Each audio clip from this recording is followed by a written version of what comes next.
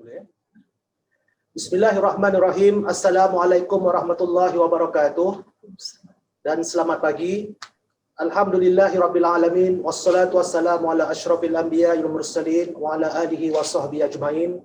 Rabbi shrah li sadri wa yassir li amri wahlul 'uqdatam min lisani yafqahu qawli.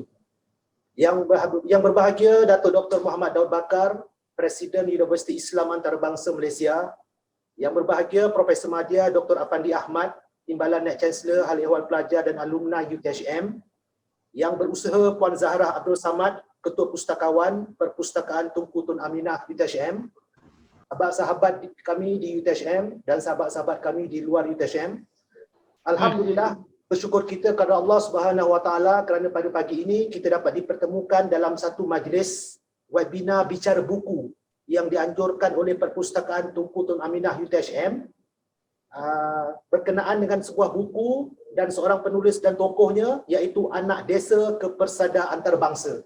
Ya, Anak Desa ke Persada Antarabangsa.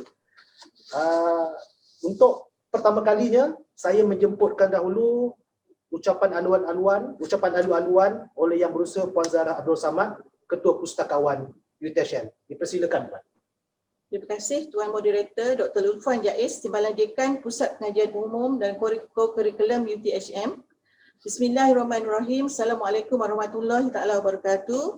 Yang berbahagia Datuk Dr. Muhammad Daud Bakar, Presiden Universiti Islam Antarabangsa Malaysia. Selamat datang Datuk ke UTHM dan terima kasih saya ucapkan di atas kesudian Datuk untuk menerima undangan kami di samping program Datuk yang sangat padat. Okey. Dan yang berbahagia Profesor Madya Dr. Afandi Ahmad, Timbalan Naib Chancellor Hal Ehwal Pelajar dan Alumni UTHM, merangkap ikon membaca UTHM.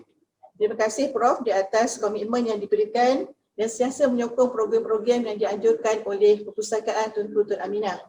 Yang dihormati Pegawai Kanan UTHM, Dekan-Dekan, Timbalan Dekan, puan-puan, puan-puan, saudara dan saudari yang dihormati sekalian. Terlebih dahulu marilah kita memanjatkan rasa syukur kehadap Allah SWT kerana dengan limpah kurnianya kita masih lagi dikurniakan kesihatan yang baik dan dapat menjalankan kehidupan dalam keadaan norma baru. Marilah kita sama-sama berdoa kehadap Allah SWT agar wabak COVID-19 segera berakhir demi kelangsungan kehidupan pada hari-hari mendatang. Pada hadirin dan hadirat yang dihormati sekalian, program webinar bicara buku Anjuran Perpustakaan Tunku Tun Aminah adalah bagi menyokong usaha Dekad Membaca Kebangsaan 2021 sehingga 2030. Objektif program ini adalah untuk meningkatkan kesedaran warga universiti terhadap kepentingan membaca, mempergiatkan aktiviti galakan membaca serta menggalakkan pembelajaran sepanjang hayat dan ciptakan ilmu dengan moto Read, Relax and Recharge. Tempoh PKBB bukanlah satu halangan untuk kami untuk meneruskan program keilmuan dengan kemudahan teknologi terkini. InsyaAllah program ini boleh diakses secara atas talian melalui Zoom dan juga FB. Sidang hadirin yang dihormati sekalian, saya ingin berkongsi dapatan daripada Perpustakaan Negara Malaysia berkaitan dengan budaya membaca di kalangan masyarakat Malaysia. Okey. 70% daripada 18 juta rakyat Malaysia berusia 15 tahun ke atas boleh diklasifikasikan sebagai sasaran membaca yang berdaya beli. Walau bagaimanapun, sebanyak 22% pada kumpulan yang sama menyatakan langsung tidak berminat untuk membaca. Okey. Daripada kajian tersebut, jawapan yang diberikan oleh 5.5 juta tadi, tidak membeli walaupun sebuah buku sepanjang 2018. Itu adalah dapatan daripada kajian tersebut yang pada saya amat merisaukan kita semua. Okey. Dan satu lagi kajian daripada pasukan analisis Peabody.com. Ini adalah sebuah platform e-dagang dalam 4 bahasa utama, iaitu Inggeris, Sepanyol, Jerman dan Rusia. Ditubuhkan di Poland pada 2010 dan beroperasi di 41 buah negara. So kajian ini diadakan untuk menyokong dekad pertumbuhan pendidikan, sains dan kebudayaan dan melancarkan Hari Buku dan Hak Cipta pada tahun 2020. So kajian ini telah menyemak minat dan sikap 7,800 responden terpilih daripada 41 buah negara. Okey, dan yang uniknya hasil dapatan daripada kajian ini, Malaysia berada di senarai ke-6 paling aktif di kalangan 4 negara yang dikaji. Paling aktif membeli bahan bacaan secara atas saja. Okey, satu dapatan yang sangat mengujakan lah. Walau bagaimanapun, hanya 18 juta ataupun 76% yang membeli satu buah buku ataupun sebuah buku dalam masa setahun. Okey. So, sidang hadirin yang dihormati sekalian, dua tajuk yang dipilih untuk dikupas oleh ahli panel pada hari ini adalah berkait rapat dengan diri kita lah. Sama ada diri kita sebagai seorang pelajar, seorang pensyarah dan juga seorang pentadbir. So, semoga kehadiran puan-puan ke majlis ini akan menjadi satu titik tolak kepada suatu perubahan positif terhadap amalan membaca. Seterusnya dapat melahirkan masyarakat yang cerdas, mempunyai daya saing yang tinggi dan juga produktif untuk kejayaan organisasi dan juga kejayaan individu di dunia dan juga akhirat. So saya akhiri ucapan ini dengan pantun. Okay. Mekar angsana pandang tak jemu, bunganya luruh ke dalam raga. Buku laksana lautan ilmu, dasarnya penuh mutiara berharga. Anak muda pulang ke desa, ibu dan ayah lama menanti. Warga membaca tidak membuang masa untuk hanah teman sejati. Saya akhiri ucapan saya pada pagi ini dengan wabillahi taufiq wal hidayah. Assalamualaikum warahmatullahi wabarakatuh. Terima kasih. Waalaikumsalam warahmatullahi wabarakatuh.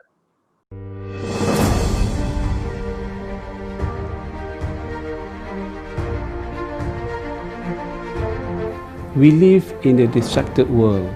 We tend to believe that we have only 24 hours a day.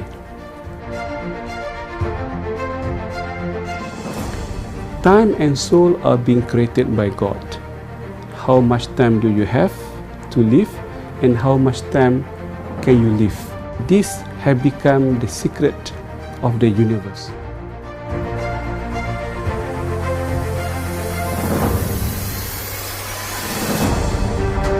Little that we know, time is a living organism.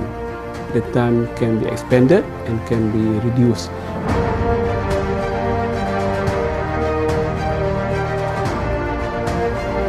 Predictability is the most severe enemy to time ever, because you cannot predict the time will be the same for you in the future. You have to create the time and to walk the time.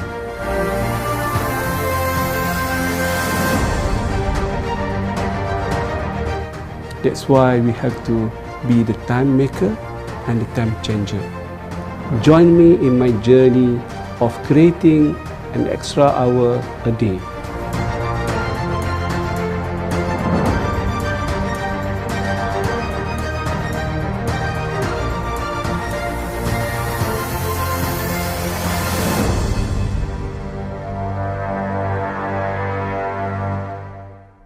Baiklah tuan-tuan dan puan-puan sekalian, sebelum kita pergi ke upacara ataupun acara yang utama, iaitu bersama dengan yang berbahagia Dato' Dr. Mohammad Daud Bakar, izinkan kami terlebih dahulu menjemput yang berbahagia Profesor Madya Dr. Afandi Ahmad, Timbalan Net Chancellor Hal Ehwal Pelajar dan Alumni UTHM, yang akan memberikan beberapa ulasannya berdasarkan pembacaannya kepada buku Saya Ada 25 Jam Sehari, Cara Bijak Menjana Lebih Masa.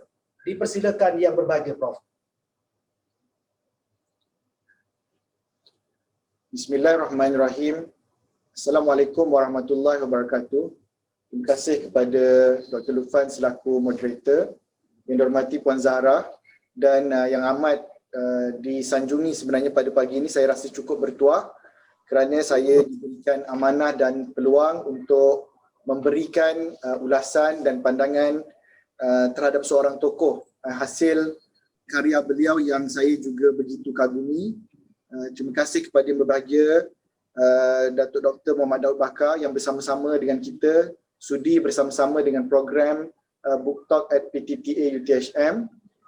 Saya mohon izin yang berbahagia Datuk untuk memberikan pandangan dan juga ulasan dan saya cuba mengaitkan perkara ini dengan dalam konteks pelajar dan juga pekerja di UTHM khususnya, yang mana saya harap setidak-tidaknya menerusi majlis ilmu kita pada pagi ini, kita akan dapat beberapa manfaat.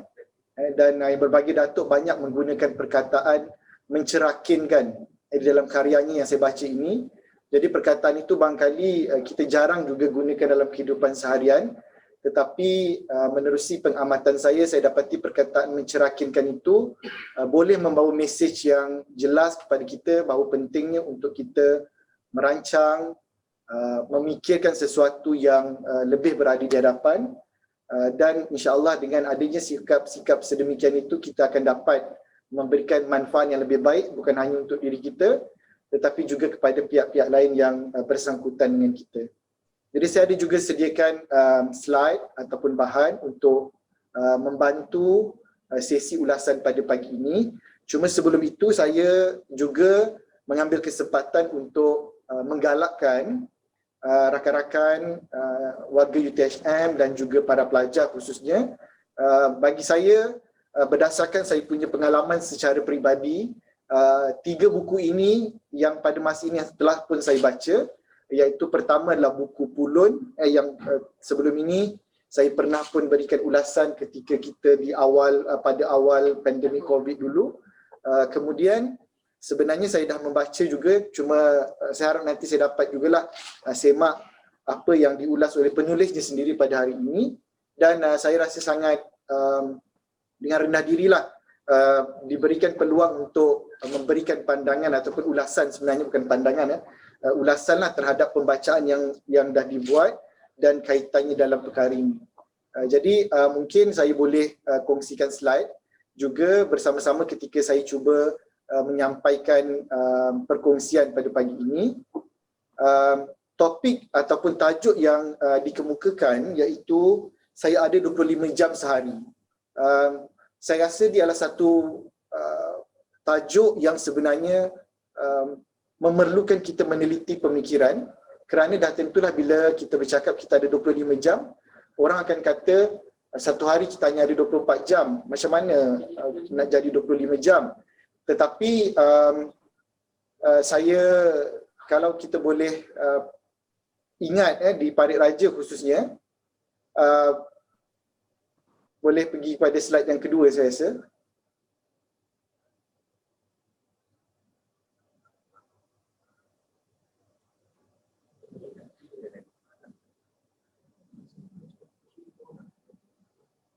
Okey.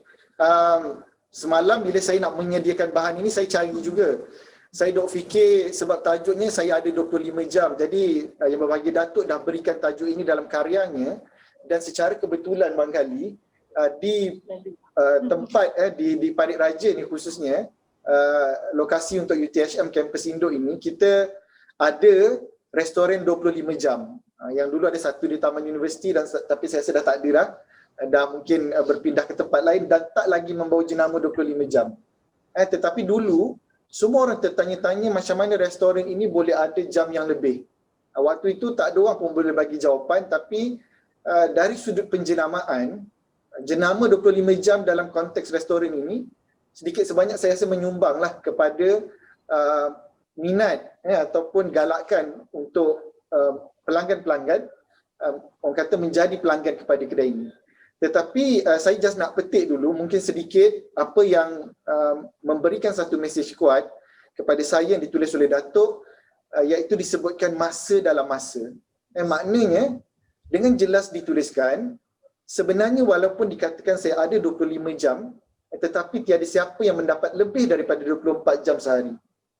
Konseptualnya kita perlu ada 25 jam, tetapi tak ada seorang pun sebenarnya dapat lebih daripada 24 jam. Tetapi yang menjadi pokok persoalan, impak dan juga perjalanan itu ialah setiap individu ini, saya, Dr. Lufan, Puan Zahra dan yang lain-lain mempunyai kemampuan yang berbeza dari segi memanfaatkan 24 jam itu sendiri. Sebenarnya bagi mereka yang belum membaca buku ini, saya rasa patut baca kerana satu perkara yang menarik ialah kita boleh mengenali dengan lebih dekat tokoh yang menulis karya ini, iaitu Datuk Dr. Daud. bagaimana beliau menceritakan, kalau saya dapat bayangkan, saya rasa tugas saya sebagai TNCFI ni macam sibuk dah, kan, ataupun buat-buat sibuk lah, kan. Tapi saya rasa yang berbahagia Datuk punya penceritaan menerusi buku ini, saya ada masanya saya tak boleh membayangkan bagaimana beliau berperanan memberikan contohnya khidmat nasihat di pelbagai negara dalam tempoh yang pendek, kesibukan yang amat sangat, tetapi beliau berjaya akhirnya mengendalikan perkara-perkara itu dengan sungguh luar biasa. Jadi secara peribadi bila saya baca, saya rasa malu pada diri saya sendiri. Saya rasa macam sibuk dah Dr. Lufan. Tapi rupanya ada tokoh lain yang sibuk dan akhirnya lebih manis lagi berjaya menghasilkan karya dalam konteks keberhasilan. Maknanya dalam kesibukan kehidupan harian menghasilkan karya yang akhirnya boleh menjadi rujukan kepada kita. Yang ini yang saya rasa sebenarnya cabaran besarlah kepada kita warga universiti. Maknanya dalam kita bercakap, tetapi dari sudut keberhasilan kita itu di mana? Ataupun bagaimana kita nak meninggalkan generasi akan datang yang satu bahan ataupun rujukan yang boleh menjadi panduan. Jadi saya mulakan, ada 10 saja perkara yang saya nak kongsikan daripada pembacaan buku saya ada 25 jam sehari ini. Yang pertama ialah, saya nak kena sebut di sini, perkara ini menerusi pengalaman pembacaan saya, dan tentu bila kita membaca buku ini, kadang-kadang dia ada kaitannya dengan pengalaman hidup kita. Jadi ini pada tafsiran saya, dia 10 perkara ini begitu berkait rapatlah dengan diri saya dan saya harap dapat dikongsikan. Pertama, disebutkan bagaimana saya ada 25 jam sehari itu dalam konteks bagaimana kita nak menjana lebih masa. Selalu disebut bagaimana nak mengurangkan masa-masa yang tak diperlukan ataupun mengelakkan pembaziran. Tetapi penulis menjelaskan kepada kita, jika benar kita inginkan 25 jam sehari, maka sebenarnya pokok persoalan ialah kita kena mencari tips yang turut disertakan di dalam buku ini untuk kita menjana lebih masa. Yang nanti akhirnya barulah kita akan dapat nikmati. Sebenarnya Datuk amat menekankan bahawa buku ini sebenarnya sangat sesuai bagi orang yang sebenarnya merasakan selama ini macam kita ni tak cukup masa.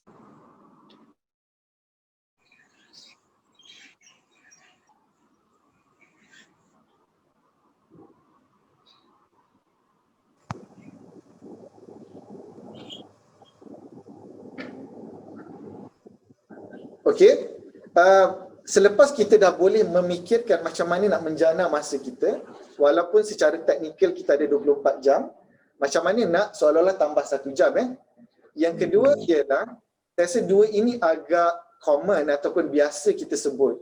Dengan student pelajar-pelajar selalu tanya kita, sebenarnya selalunya pelajar tahun pertama, saya ni kena belajar secara smart atau belajar secara hard, work hard ataupun work smart. Jadi penulis menjelaskan bahawa sebenarnya kerangka yang sepatutnya difikirkan ialah bagaimana kita perlu bekerja keras dulu, barulah kita boleh bekerja secara bijak ataupun smart itu. Saya rasa ini yang tak begitu sulit untuk kita fahami. Maknanya tak boleh kalau tiba-tiba kita tidak mahir dalam satu-satu perkara, kita nak ambil jalan mudah dengan melakukan cara-cara yang kelihatan bijak. Sebab kadang-kadang nanti kita hanya kelihatan bijak, tapi sebenarnya kita tidak bijak di dalam perkara itu. Yang dimaksudkan. Jadi maknanya memang kena work hard dulu, barulah kita boleh membawa kepada work smart itu. Perkara yang ketiga,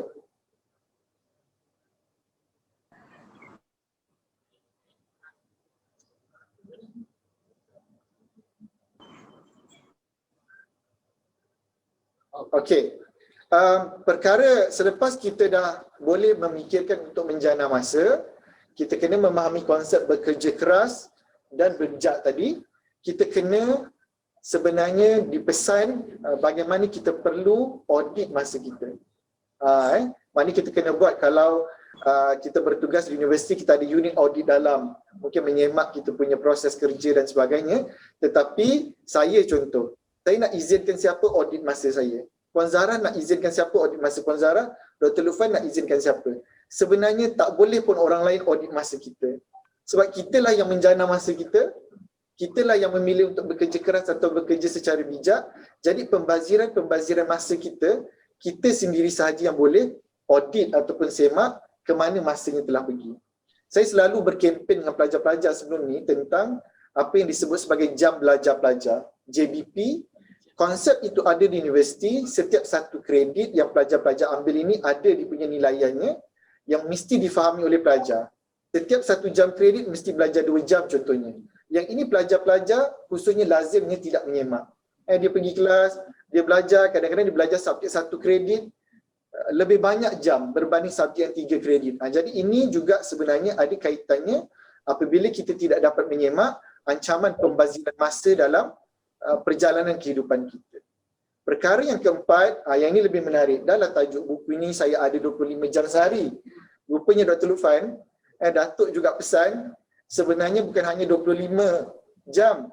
Kalau sepatutnya kalau orang sebut 365 hari setahun, kalau 7-11 disebut 7-11 kan, tapi yang disyorkan pada kita 25/8. Jadi saya tak tahu lah Puan Zahra nak rehat bila, Dr. Lufan nak rehat bila, warga yang menonton juga nak rehat bila. Tapi bukan itu mesej yang sebenarnya nak disampaikan. Bukanlah sampai seolah-olah hujung minggu ni kita tak payah berehat, ataupun masa-masa yang juga ada hak orang lain, contohnya keluarga, masyarakat setempat dan sebagainya kan, hingga kita nafikan. Tidak. Mesej yang nak disampaikan yang saya dapat tangkap ialah mengapa 25/8, kerana ialah bagaimana kualiti yang ingin kita berikan terhadap hasil kerja kita. Kalaulah contoh, dengan 24 jam itu kita merasakan ada perkara-perkara yang mesti kita tokok tambah untuk menambah baik kualiti, 7 hari itu tak memadai untuk kita menggambarkan kualiti yang baik, maka kita kena tampung kelompangan-kelompangan itu, menjadikannya menjadi strategi 25/8. Dan kita mesti bekerja dengan sangat keraslah. Kalau kita nampak 25/8 ni kan, maknanya memang mesej yang nak disampaikan itu, kita kena bekerja secara keras dalam perkara ini. Nombor 5, bila saya baca, akhirnya saya tersenyum.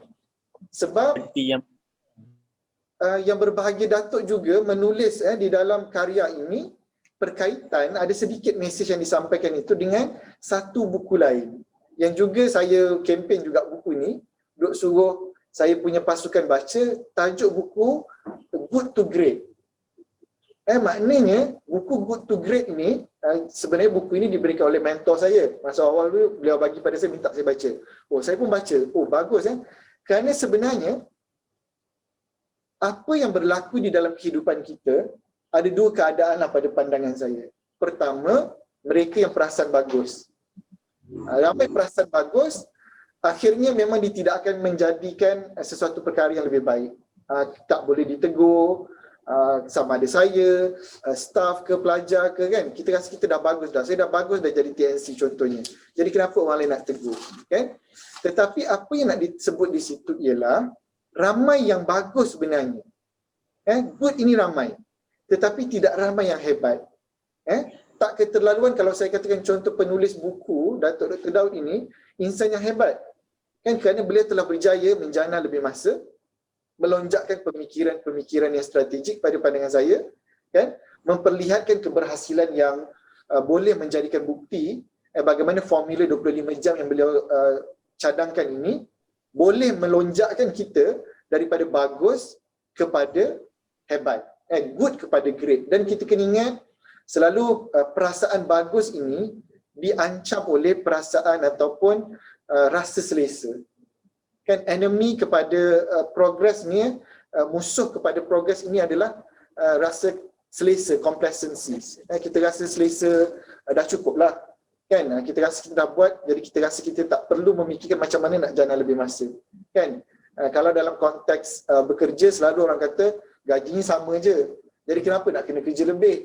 Jadi inilah nanti saya harap di poin yang ke-10 kita dapat jumpa jawapan kenapa kalau kita dengar macam tak habis mesyuarat ni, sepatutnya kita jangka mesti hasilnya banyak sebab banyak kali mesyuarat. Tapi kadang-kadang kita pun kecewa juga kan, mesyuarat kita ni banyak kali tapi rupanya bincang benda yang sama. Ini pun satu masalah sebab kadang-kadang penulisan minit mesyuarat kan kita keluarkan lambat, nak mesyuarat berikutnya baru keluar contohnya kan. Yang hadir mesyuarat pula mungkin tak catat, jadi bila balik tak boleh sampai pada tim, kepada pasukan patut dia buat apa. Jadi konsep mesyuarat 30 minit ini saya percaya juga boleh membantu kita dalam menjana lebih masa. Seterusnya, boleh kita pergi kepada poin yang ke-8.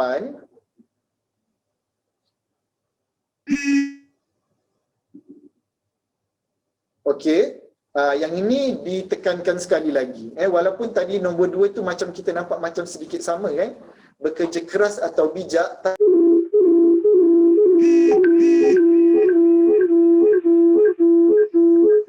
nak ulang. Kalau satu kerja itu lazimnya contoh kan, kita ambil masa 1 jam. Baca satu paper, katakan review satu paper. Bagaimana kita boleh improve, boleh kita baiki daripada 1 jam mungkin menjadi 40 minit. Jadi sedikit sebanyak, dan selalunya masa yang baki ni, saya selalu juga pesan pada pelajar, nak ulang kaji ni, tak semestinya kena ada 1 jam. 5 minit, 10 minit, ini juga yang saya dapat faham sebagai menjana masa. Sebab 5 minit saya mungkin tak sama dengan orang lain. 5 minit kita, sebab itu saya, kalau pengalaman saya di UTHM ni, saya selalu ke mana-mana mesti bawa laptop sendiri. Sebab kadang-kadang, contoh saya tak jadi pengerusi, orang lain jadi pengerusi. Sebelum mula mesyuarat, kita nak jana masa ni. Kan, jadi kita boleh buat kerja-kerja yang berkaitan. Datuk sebenarnya dalam buku ni banyak ceritakan benda-benda yang saya rasa, contoh Dr. Lufan, Datuk bagi tips bagaimana kalau kita nak travel, Puan Zahra juga, kita sendiri yang book jadual penerbangan dan perjalanan kita. Kita rancang tak benda ni? Contoh, kedudukan di dalam kapal terbang, di kedudukan mana pun juga diberikan sampai ke terperinci begitu. Saya rasa ini begitu memberikan maksud yang jelaslah bagaimana kita dapat menjana lebih masa. Yang ke-9, menarik apabila ditekankan tentang, saya dah lama juga tak berapa guna perkataan ini sebenarnya, bertekad, tekad ini saya rasa bila kita nak sebut saya bertekad, kita tak sebut begitulah. Kan, maknanya macam tak ada tekad je. Tekad ni dia mesti disebut dengan individu bertekad tinggi. Sebab dia datang dengan satu tenaga dalaman yang berbeza, baru boleh kita memikirkan macam mana kita nak menjana masa, bekerja keras, ada strategi 25 jam, bagaimana kita nak jadi orang yang lebih hebat, dan dia tidak boleh tidaklah pada pandangan saya. Dalam konteks pelajar, kalau ada anak-anak pelajar yang bersama-sama pada pagi ini, saya faham contohnya pembelajaran jarak jauh pada hari ini kan di rumah masing-masing, saya selalu sebutkan memerlukan tekad yang tinggi. Pensyarah pun begitu. Rakan-rakan staf yang bekerja dari rumah juga sebenarnya kita diuji untuk menjadi orang yang bertekad tinggi. Kan, sebab cabarannya tidak sama seperti mana yang kita hadapi sebelum-sebelum ini. Dan yang terakhir ialah kita kena mengenal pasti perkara yang mengilhamkan. Ini yang tadi saya kata mungkin jawapan. Orang tanya, contoh kan, kenapa pula sibuk-sibuk nak tambah 25 jam, 24 jam ni tak cukup untuk hidup, contoh kan? Kenapa nak jadi orang hebat? Tak cukup ke jadi orang yang bagus saja kan? Buat apalah nak hebat-hebat sangat, contoh. Kan? Kenapa nak jadi orang yang bertekad tinggi? Sebab itu tadi di peringkat awal, kalau masih ingat, Datuk pun sebut, memang semua orang tak ada lebih daripada 24 jam. Tetapi bagaimana keupayaan kita memanfaatkan 24 jam itu hingga membawa kita untuk menjana lebih masa, dan akhir sekali dijawab, persoalannya tidak terletak pada saya, dan saya percaya tak terletak juga kepada Datuk Dr. Daud yang menulis buku ini, tapi terletak pada setiap dalam kalangan kita. Apa perkara yang mengilhamkan kita? Kan? Kalau ditanya pada pelajar, apa perkara yang menyebabkan pelajar rasa saya perlu jana lebih masa? Saya sebut kepada pelajar-pelajar di mana selalunya kalau kita jadi luar biasa, kita jadi hebat, pelajar-pelajar pada hari ini kena faham. Pada tahun 2020, pada tahun 2025, kemahiran-kemahiran yang diperlukan oleh industri, cabaran dunia pekerjaan dah jauh berbeza. Dulu kita hanya bercakap tentang job seeker. Tapi hari ini disebutkan pula job creator. Jadi kalau keadaan ini berterusan, dan saya jangka perkara ini akan jauh lebih mencabar selepas ini, dah tentulah kita kena mencari sesuatu perkara yang sangat memberi ilham untuk kita menjadi orang yang hebat. Untuk warga UTHM juga, sebenarnya saya harap saya ada 25 jam sehari ini memberikan inspirasi dalam konteks bagaimana kita nak mencari satu perkara yang memberikan dorongan positif kepada kita. Saya mungkin selitkan perkara ke-10 ini dengan contoh baiklah saya kira yang ditunjukkan oleh Ustaz Abid Liu. Kan? Ustaz Abid Liu ni kalau kita perasan, daripada rumusan yang saya ceritakan ini contohnya, baru-baru ini bila berlaku dapat maklumat pagi di zoo pun tak ada makanan. Petang terus pergi memberikan bantuan. Bas-bas sekolah, van-van sekolah ada masalah, terus diberikan bantuan. Jadi sebenarnya saya rasa bertekad tinggi, bekerja keras dan pantas, menjana lebih masa. Dah tentu kita rasa semua orang sibuk kan? Tapi bagaimana beliau boleh menjana masa dan akhirnya membawa kebahagiaan kepada orang lain, bukan hanya pada untuk diri sendiri. Jadi saya nak rumuskan ulasan dan pandangan saya sebagai Datuk dan juga warga yang bersama pada pagi ini. Saya kongsikan, saya rasa ini petikan kata-kata yang banyak kali kita boleh jumpa. Kadang-kadang orang kata kita tengah stres. Nampak Dr. Lutfan macam tengah stres je, Puan Zahra ni tengah stres je kerana committed buat kerja. Sebenarnya tidak tuan-tuan. Working hard for something we don't care about is called stress. Kita tak pedulilah benda-benda itu. Tapi sebenarnya kita bekerja keras tadi, bekerja pantas, kan, ada tekad yang tinggi untuk sesuatu yang kita ilhamkan, yang mengilhamkan kita. Kenapa kita nak tolong ramai orang?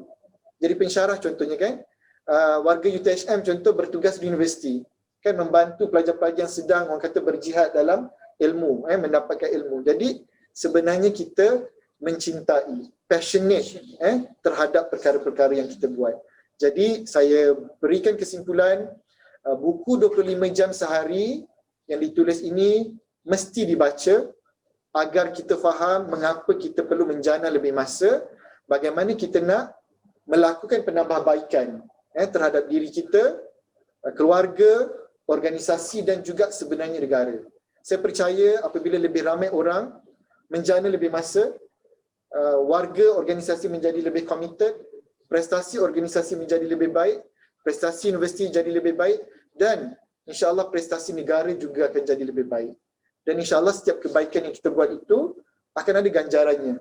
Bukan hanya untuk kehidupan kita pada hari ini, dah tentulah untuk kehidupan kita yang selepas ini. Jadi saya mengucapkan banyak terima kasih kepada Yang Berbahagia Datuk khususnya atas karya yang begitu membantu saya secara peribadi dan juga dah tentulah warga UTHM yang lain. InsyaAllah kita mendoakan supaya Yang Berbahagia Datuk akan dapat terus berkarya dan memberikan manfaatnya itu secara langsunglah kepada kami untuk terus membaca. Saya juga ucap terima kasih kepada PTTA atas undangan dan semoga majlis ilmu seperti ini dapat kita teruskan pada masa-masa yang akan datang. Terima kasih. Assalamualaikum warahmatullahi wabarakatuh. Waalaikumsalam warahmatullahi wabarakatuh. Terima kasih diucapkan kepada Yang Berbahagia Profesor Madya Dr. Effendi Ahmad, Timbalan Chancellor Hal Ehwal Pelajar dan Alumni atas ulasan dan juga pendapat beliau terhadap buku tersebut. Sekarang kita sesi seterusnya, kita paparkan video tentang anak desa kepersada antarabangsa terlebih dahulu. Dipersilakan.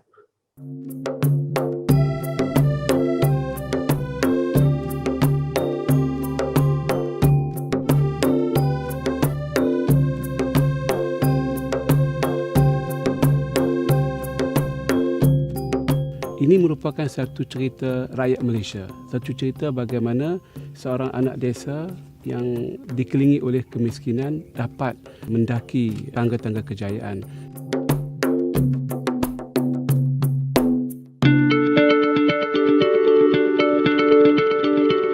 Saya sudah punya visi yang agak panjang untuk menjadi orang yang pertamanya tidak miskin. Yang pertamanya boleh bantu ibu dan ayah. Yang ketiganya boleh membantu sedikit masyarakat. Jadi visi itu sudah saya tanamkan di perangkat kanak-kanak lagi. Saya tidak putus asa. Saya mengambil kesempatan untuk mencari wang sendiri, mencari dana sendiri. Alhamdulillah dapat juga menjejakkan kaki ke Universiti Kuwait dan itu juga merupakan tekad pertama saya ke persada antarabangsa.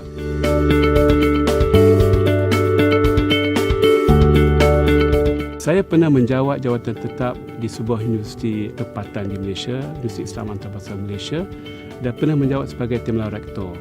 Tapi saya mengambil keputusan untuk meletak jawatan untuk menubuhkan syarikat sendiri kerana saya percaya kepada keusahawanan. Apatah lagi keusahawanan syariah yang pertama kali diciptakan di Malaysia. Apatah lagi dalam masyarakat kita hari ini, orang memandang ahli syariah, ahli yang tidak pandai membuat bisnes dan mengalami cabaran yang baru. Buktikan bahawa syariah adalah satu disiplin ilmu yang boleh menjadi satu sektor pekerjaan yang baru dalam konteks Malaysia pada hari ini.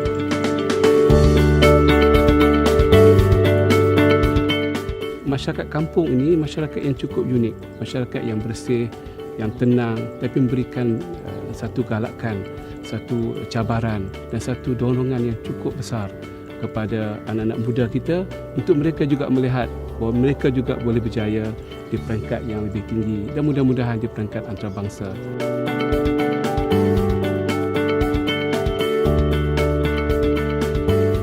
Saya harap dengan pengalaman yang saya coretkan dalam buku ini dapat memberikan motivasi dan inspirasi yang tak terhingga kepada semua masyarakat Malaysia yang merasakan agak mustahil untuk berjaya.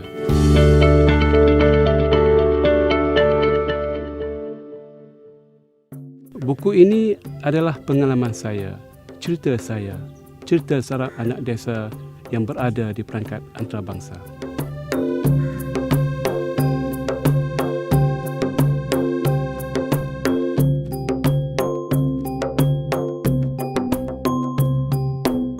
Tuan-tuan dan puan-puan, itu dia video anak desa kepersadaan antarabangsa. Sebelum kita tiba ke puncak acara, izinkan saya untuk membaca serba sedikit. Izinkan saya yang berbagi Datuk untuk membacakan serba sedikit biodata Datuk. Yang saya fikir agaknya saya karang agak panjang sedikit ya, kerana saya pun agak teruja selepas membaca buku beliau. Pada 21 Ogos 2019, ketika saya menghadiri sebuah seminar bertajuk Islam dan Confucius di sebuah hotel terkemuka di ibu kota, seorang pembentang telah membentangkan kertas kerja bertajuk The Sharia Design Thinking in Facing New Global Realities and Civilization Relation. Setelah selesai pembentangan petang itu, saya keluar dewan dan mendapati terdapat meja jualan yang menjual buku-buku karangan beliau. Anehnya, selain daripada buku-buku kewangan Islam yang menjadi fortenya seperti Syariah Minds in Islamic Finance, Syariah is Life, dan An Insightful Journey into Emirates Airlines Sukuk Pushing the Boundaries of Islamic Finance, terdapat juga buku-buku motivasi seperti Personality Kejayaan, Engsel Kehidupan, Be the Eagle Amongst the Birds, Volume 1, I Have 25 Hours a Day, The Smart Way to Create More Time, Rukun Kegagalan, dan banyak lagi. Ini membuatkan saya tertanya-tanya siapakah tokoh ini sebenarnya.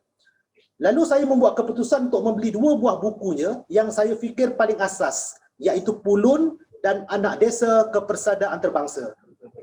Ya, tuan-tuan dan puan-puan, beliaulah yang berbahagia Dato' Dr. Muhammad Daud Bakar ataupun juga dikenali sebagai MDB dalam media sosialnya, yang kini merupakan Presiden Universiti Islam Antarabangsa Malaysia yang ke-8. Buku Anak Desa Kepersadaan Antarabangsa yang bakal dibedah ulas oleh penulisnya sendiri, bolehlah saya kategorikan sebagai buku separa autobiografi. Ini kerana dalam penelusuran tentang siapakah Daud Bakar, buku ini masih terlalu syarat dengan anjakan-anjakan nilai motivasi di setiap plot jalan ceritanya. Muhammad Daud Bakar merupakan anak kampung berasal dari Alustar, Kedah. Dilahirkan pada 5 Mac 1964, beliau menerima pendidikan awal di Sekolah Kebangsaan Sungai Korok Baru. Lantaran kemiskinan keluarganya, maka perjalanan dari rumah ke sekolah sejauh 2 km diharungi hanya berjalan kaki setiap hari. Daud bukan pelajar biasa-biasa. Dia menunjukkan bakat dan kesungguhan dalam pelajaran, sekaligus membezakan penampilan beliau berbanding dengan rakan-rakan lainnya. Di sekolah, Daud menjadi murid kesayangan sekaligus pembantu guru khususnya kepada Cikgu Ibrahim. Selepas tamat sekolah rendah, Daud mendapat tawaran belajar di Maktab Mahmud Al-Usta. Dengan keputusan peperiksaan darjah 5-nya yang cemerlang, Maktab Mahmud pada mulanya bukanlah pilihan utama. Sementara stigma masyarakat ketika itu meletakkan taraf sekolah Arab jauh lebih rendah berbanding sekolah Inggeris. Namun tak cuba tak tahu, hinggalah lama-kelamaan beliau mula menunjukkan minat dalam berbahasa, khususnya bahasa Arab yang menjadi bahasa penghantar di sekolah tersebut. Seperti kata beliau pada bab 2 dalam bukunya, jangan benci sesuatu kerana takut dalamnya ada kebaikan dan sebaliknya. Itulah mesej Quran. Perkara yang kita suka tak semestinya baik untuk kita dan perkara yang kita benci tak semestinya buruk untuk kita. Setelah mendapat keputusan cemerlang dalam SRP, Daud ditawarkan ke Kolej Islam Kelang. Asas pendidikan dan jati diri Islam terus disusun, terus-terusan dibina dan dipupuk di sini. Tamat sahaja SPM, beliau mendapat tawaran menyambung pengajian di Kuwait dengan beasiswa penuh kerajaan Kuwait. Berita ini sangat mengembirakannya, tetapi dalam masa yang sama menjadi permulaan kepada sebuah dugaan, cabaran dan juga tekad. Khabar bahawa Daud ingin terbang menyebabkan abahnya sanggup datang jauh dari Kedah, tetapi bukan untuk memberinya wang persediaan ke Kuwait, malah memujuknya supaya tidak pergi ke luar negara. Dikuatiri nanti Daud menjadi kacang lupakan kulit. Daud rasa hampa. Agaknya abah termakan kata-kata negatif orang sekeliling. Namun Daud tekad untuk mencapai cita-cita. Dengan meminjam duit daripada guru-guru di Kolej Islam Kelang, beliau pun terbang ke Kuwait. Bak kata beliau dalam bab 3 bukunya, hidup ini biar ada cita-cita dan impian. Manusia yang tiada cita-cita dan impian sudah pun mati sebelum pun nyawanya diambil malaikat maut. Di Universiti Kuwait, Daud sentiasa mendapat senarai dekan. Kefasihan berbahasa Arabnya terserlah. Menurutnya bahasa Arab adalah wajib dalam kesarjanaan seorang ahli syariah. Apabila tamat pengajian, beliau sempat berkhidmat di Universiti Melaya sebelum berpindah ke Universiti Islam Antarabangsa.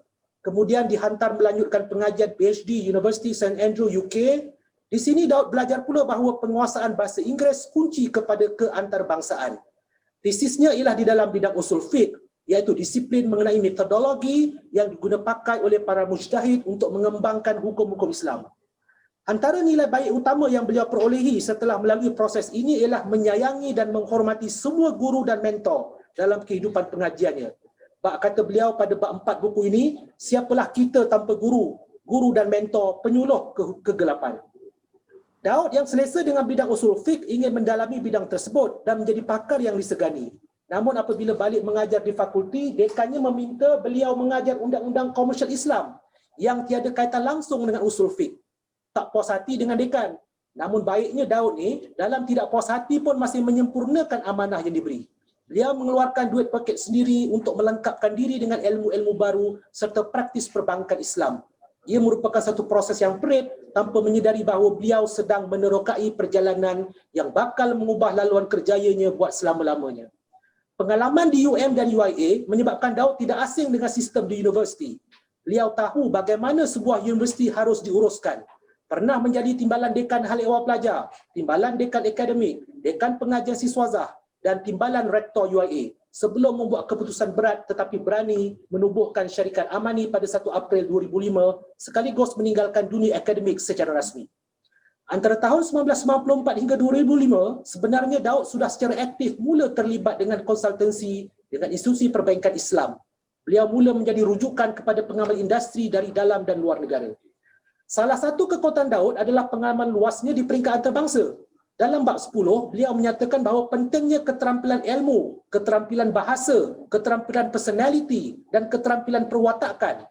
Nilai santun terhadap manusia, merendah diri, mindset positif dan jadilah game changer kerap kali diulang dalam penyataan bukunya. Keluar dari kepompong kebiasaan, mampu berfikir di dalam dan di luar kotak. Malah lebih sinikal lagi, beliau menyatakan betapa pentingnya jangan hanya nampak pokok, tapi mesti nampak hutannya sekali. Semua ini membentuk personality global bagi persada antarbangsanya. Untuk itu, Daud dinobat sebagai salah seorang 5 penasihat syariah terkemuka di dunia. Sejak lewat tahun 90-an, beliau terlibat dalam lembaga penasihatan indeks syariah Dow Jones dan lembaga syariah AAOIFI di Bahrain, Morgan Stanley di Dubai, Bank of London dan termasuk lembaga syariah negara Oman. Sesungguhnya ini memerlukan komitmen perjalanan antarabangsa yang tinggi. Daud juga menekankan tentang betapa pentingnya elemen kegagalan sebagai proses kematangan hidup pada bab 11 dan hikmah mengembara pada bab 12. Paling sukar adalah berhadapan dengan cabaran masyarakatnya sendiri. Dengki, iri hati, hasad dan menjatuhkan menjadi asam garamnya sebelum berjaya. Ini semua dinyatakan dengan jelas pada bab 13. Beliau mengakui bahawa beliau kuat berimpian demi sebuah wawasan dan tujuan yang mulia.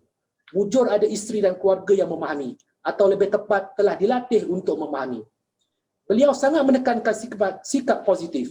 Dalam satu petikan ayat dalam bukunya yang menyentak hati saya secara peribadi, beliau menyatakan, ramai orang kesal dan sesal dan kemudian rasa tersentuh dengan perasaan sesal mereka.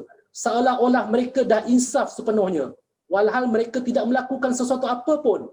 Apa guna kesal atau tak sanggup bangun pagi, bersengkang mata dan menyingsing tangan, serta meredah belukar berduri, mencari rotan atau menyelam mencari mutiara dalam dakapan kerang di dasar laut. Itu sesal kosong dan hanya sedap di mulut dan di hati. Ianya juga satu penipuan dan pembohongan pada diri sendiri. Daud telah dianugerahkan sebagai tokoh Maulidur Rasul peringkat kebangsaan pada tahun 2014 dan di atas kepimpinan beliau, Amanah Advisor telah dianugerahkan anugerah ekonomi Islam oleh Yang Teramat Mulia Syekh Muhammad bin Rashid Al Maktoum, Naib Presiden dan Perdana Menteri Dubai. Tuan-puan sekalian, buku Anak Desa Kepersadaan Terbangsa merupakan autobiografi dan motivasi berat. Anda pasti tercabar dengan kenyataan-kenyataan yang dikemukakan beliau dalam buku ini. Penjelasannya berani dan betul terang, tegurannya pedas tetapi benar dan tidak mampu dinafikan. Percayalah, sebagai seorang warga teknikal khususnya di UTHM, Anda akan berasa kerdil apabila membaca buku ini kerana ada banyak hakikat kehidupan yang belum kita sadari. Tuan-tuan dan puan-puan yang saya hormati sekalian, sekarang tibalah masanya untuk kita perdengarkan sendiri daripada tokoh yang kita segani ini tentang bukunya, iaitu Anak Desa Kepersadaan Terbangsa. Dipersilakan yang berbagi, Datuk. Terima kasih. Bismillahirrahmanirrahim. Alhamdulillah alladzi bi ni'matihi tatimmu shalihat. Wassalatu wassalam ala nabiyyi sallallahu alaihi wasallam, amma ba'du. Terima kasih yang saya muliakan saudara dan rakan saya yang berbahagia, Dr. Lutfan Jaiz sebagai moderator sesi saya, dan sebelumnya Profesor Madya Dr. Effendi Ahmad sebagai Timbalan Chancellor, dan juga rakan lama saya di UAE dan sekarang berada di UTHM, Puan Zahra Samad. Mudah-mudahan ceria-ceria selalu, sihat, dan tuan-tuan dan puan-puan, saudara dan saudari, putra dan puteri anak-anak saya sama ada di Universiti UTHM atau di semua universiti ataupun di sekolah-sekolah yang saya hormati, sayangi dan sanjungi sekalian. Assalamualaikum warahmatullahi taala wabarakatuh. Alhamdulillah, terima kasih banyak di atas tuntutan yang ulung-ulung kali saya dapat daripada sebuah universiti awam yang sanggup untuk membawa buku yang tidak ada ilmiah sangat pun, tidak ada sangat kesajanaan, sebuah buku motivasi mudah yang ringkas, satu pentas ilmiah kesajanaan yang dipelopori oleh universiti-universiti awam di Malaysia. Saya rasa amat teruja dan juga rasa tersentuh hati di atas undangan yang cukup bermakna ini. Dan juga saya sikit sebanyak mendengar juga tadi, sikit sebanyak di hujung-hujung mata bila mendengar ulasan yang saya hormati rakan dan sahabat saya, Dr. Lutfan, yang membaca biodata saya ditransli dengan beberapa chapter dalam buku saya Anak Desa Kepersadaan Terbangsa. Jadi saya ingin dedikasikan sesi ini kepada semua putera dan puteri anak-anak saya. Mereka lah merupakan harapan kita. Saya tulis buku ini bukan untuk Puan Zahra, bukan untuk Dr. Lutfan, tapi untuk putera dan puteri kita yang sedang belajar, yang sedang berada di bangku-bangku persekolahan, yang peringkat tadika, sekolah rendah, menengah. Mereka belum membaca, biarlah ibu bapa mereka mendapatkan naskah dan membaca kepada mereka chapter by chapter, bab dengan bab, berhenti, berfikir supaya mereka juga dapat diberikan oksigen yang baru dalam minda mereka. Kita memerlukan oksigen ciptaan Allah Subhanahu Wa Taala, oksigen udara dan juga oksigen inspirasi atau ilmu. Itulah oksigen yang perlu kepada manusia. Kalau tidak ada oksigen udara dan oksigen ilmu, kita bukan lagi manusia. Jadi itulah sebenarnya tujuan saya pada pagi ini, untuk mendedikasikan buku ini kepada semua putera dan puteri yang saya sayangi dan saya harap mereka lah merupakan burung-burung helang di kalangan burung-burung yang lain yang membawa nama baik Malaysia, bendera Malaysia, pencapaian Malaysia peringkat yang lebih tinggi, peringkat bersada antarabangsa. Saya juga ingin jelaskan bahawa buku ini Dr. Lutfan merupakan pencetus buku yang baru yang saya akan lancarkan di awal tahun depan, di mana saya telah kupaskan tentang fasa pendidikan saya dalam buku ini, buku Anak Desa Kepasaran Antarabangsa, dalam chapter yang banyak, dan satu buku yang namanya Kembara Ilmu dari Sungai Korok, tempat saya, kampung saya di Alustaq, sampailah ke St. Andrews. Buku ini bernama Kembara Ilmu dari Sungai Korok ke St. Andrews. Satu buku yang menceritakan semuanya tentang pendidikan, perperasaan, tentang pengajian, guru-guru, kawan, rakan, permainan, cerita hantu dan sebagainya, dan yang merupakan siri kedua ataupun version kedua kepada anak desa. Dan Profesor yang bagi bersama dan saya ada 25 jam sehari. Alhamdulillah, itu buku versi kedua yang akan disusun. Kalau nak baca sekarang yang saya ada 25 jam, saya akan contengkan, saya akan palangkan 25 jam, saya akan ganti dengan 30 jam sehari. Jadi masa kita bukan masa bertambah, kita akan menyebabkan masa kita akan sentiasa bertambah-tambah. Kadang-kadang kita rasa semakin banyak masa lapang. Itu yang satu peringkat yang cukup menarik. Kadang-kadang banyak kerja, kita rasa kurang masa, tertekan, under pressure, always on the move, breathless dan sebagainya. Jadi, tapi bila mana kita dapatkan semakin banyak ruang masa untuk keberkatan mungkin yang boleh kita ambil daripada kebijakan kita untuk menjana, menyimak masa dan mencipta masa demi masa sehingga kita menjadi orang yang paling lapang dan kerja yang cukup banyak. Itulah satu tahap dipanggil satu ironi dalam kehidupan. Banyak kerja, masa lapang banyak. Mudah-mudahan kita sampai ke tahap itu. Jadi terima kasih kepada Dr. Lutfan. Saya akan ulas buku ini. Saya pun rasa bahagian doktor tadi dah cukup panjang lebar dan cukup menarik untuk memberikan rasa hati, debaran hati pada buku ini. Saya mulakan buku ini dengan keluarga. Keluarga asas kepada kejayaan kita. Kita tidak boleh mengambil mudah keluarga kita, ibu dan ayah yang sentiasa, yang bila mereka kita mungkin anak-anak,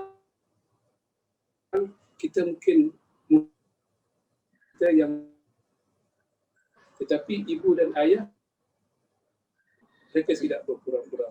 Bila mereka sayang, berpura-pura. Mereka tidak, tapi manusia sekali kita berpura-puraan.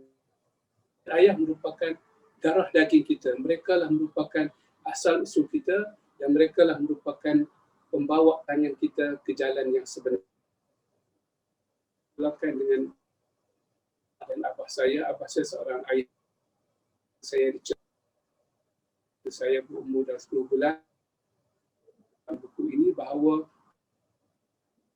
beri keluarga yang diri saya bila masa orang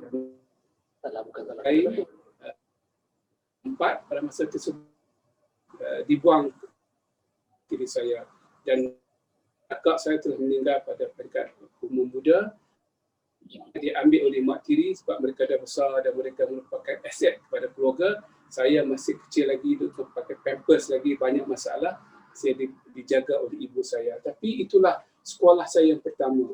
Iaitulah tekad latihan yang pertama, susah hidup dalam satu keluarga yang tak cukup makan, yang tak cukup pendapatan. Berpindah daripada satu tempat dan saya balik semula ke Alustaq, pindah ke Bidong. Kalau orang tak tahu kat mana Bidong tu, jalan ke satu kampung antara Sungai Petani dan Gurun, sebagai pencari. Ayah saya bekerja sebagai pencari kayu api, saya sebagai pembantu kayu api. Itu kerja pertama saya, Dr. Lutfan.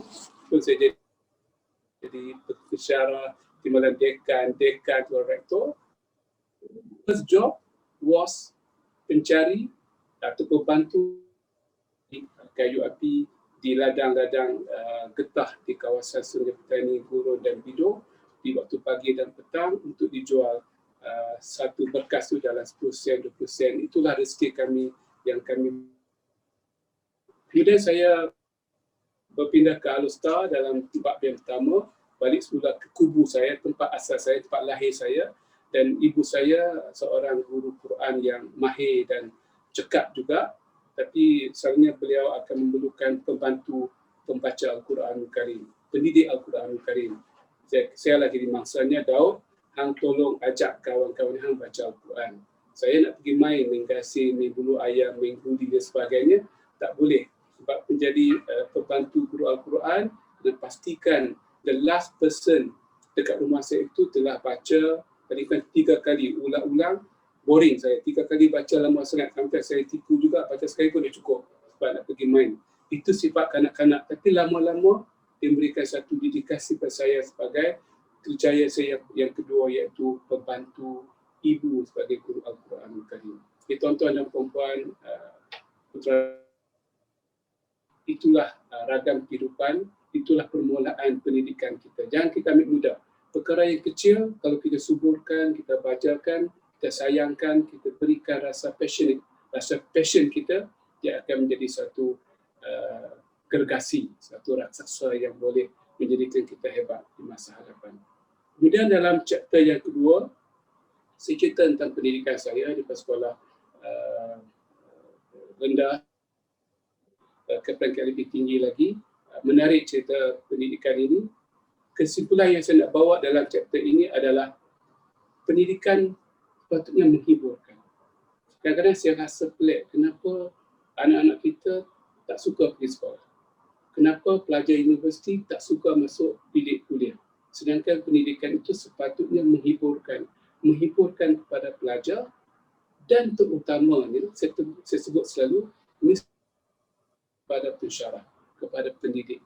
Adalah malang kalau seorang pensyarah masuk dalam kuliah menyediakan nota pelajaran, membuat semakan kepada kursus pelajaran dalam keadaan marah, tak suka, rasa pressure. Sedangkan tugas pensyarah yang pertama bukan memberi ilmu, memberikan inspirasi, memberikan rasa hiburan dalam hati-hati anak-anak murid kita. Jadi saya suka setengah dari keluar jalan, nak jadi orang pertama sampai ke bilik darjah darjah 1, darjah 2 ini, menyediakan kelas, membersihkan kelas kalau masa saya bertugas, membuat kerja rumah dan diberikan tanggungjawab oleh guru, membantu membuat pemeriksaan kawan-kawan saya punya homework. Suka menjadi orang pertama masuk kelas, suka menjadi orang pertama membuka pintu sekolah, membuka lampu dalam bilik darjah. Rasa seronok dapat masuk dalam satu. Dan itulah semangat kita yang perlu kita bina. Kadang-kadang sampai tak sedar, hari cuti pun pergi sekolah, cuti public holiday, suka pergi sekolah. Sebab itulah permulaan pembinaan personaliti kejayaan. Kemudian saya cakap tentang cita-cita saya dalam hidup ini. Saya berada di Alustar pada masa tersebut, zaman ancaman komunis masih ada lagi dalam tahun 70-an.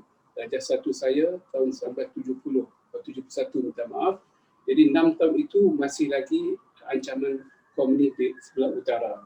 Sehinggalah 1979 mungkin perjanjian perdamaian antara kerajaan dengan pihak Parti Komunis Malaysia. Jadi setiap hari saya melihat depan rumah saya itu kereta-kereta tank, kereta kebal, kereta perisai tentera melalui rumah saya daripada Alustar ke kawasan Baling dan sebagainya, kawasan komunis. Jadi cita-cita saya adalah untuk sebab itulah dan hidup kita, apa yang kita lihat, apa yang kita sentuh, apa yang kita dapat dalam keadaan tertentu, itulah minat kita. Kalau kita nak jadi seorang angkasawan, kena baca buku-buku tentang angkasa lepas. Kalau kita seorang doktor, kena baca buku anatomi. Jadi pembacaan membuka minda kita dan juga mencipta cita-cita kita di masa hadapan. Zaman dulu tidak ada TV, tak ada social media. Apa yang kita lihat, tak tahu apa itu peguam, apa itu jurutera, apa yang kita lihat kita lanjut ke mata tentang disebutkan saya waktu juga ke maktab rendah sayembara gagal dari segi IQ punya test, agak kecewa juga gagal memasuki maktab rendah sayembara, terpaksa juga dengan hati yang protes masuk ke sekolah Arab, sekolah yang tidak ada harapan pada masa tersebut. Orang zaman dulu kalau anak nakal, hantar sekolah Arab. Kalau gagal pelajaran, hantar sekolah Arab. Seolah-olah sekolah Arab inilah penyelesaian masalah umat pada masa tersebut. Jadi pemikiran masyarakat nak selesaikan masalah umat, hantar sekolah Arab. Jadi dialah guru-guru bekerja kuat membentuk sikap hidup anak mereka dan sebagainya. Bagi saya sebaliknya, ayah saya, ayah tiri saya, abah saya, Allah yarham, dia bekas pelajar Maktab Mahmud, ibu saya guru Al-Quran, dia kata, hang nak belajar macam mana pun, kuatkan agama hang dulu. Pastikan pendidikan agama itu mantap. Dia saya masuk dalam sekolah Maktab Mahmud, tidak ada cita-cita. Dia panggil purposeless dan juga soulless, tidak ada roh dan tidak ada tertentu. So I was a soulless person and I was a purposeless person hari pertama masuk dalam sekolah Maktab Mahmud di Al-Usta.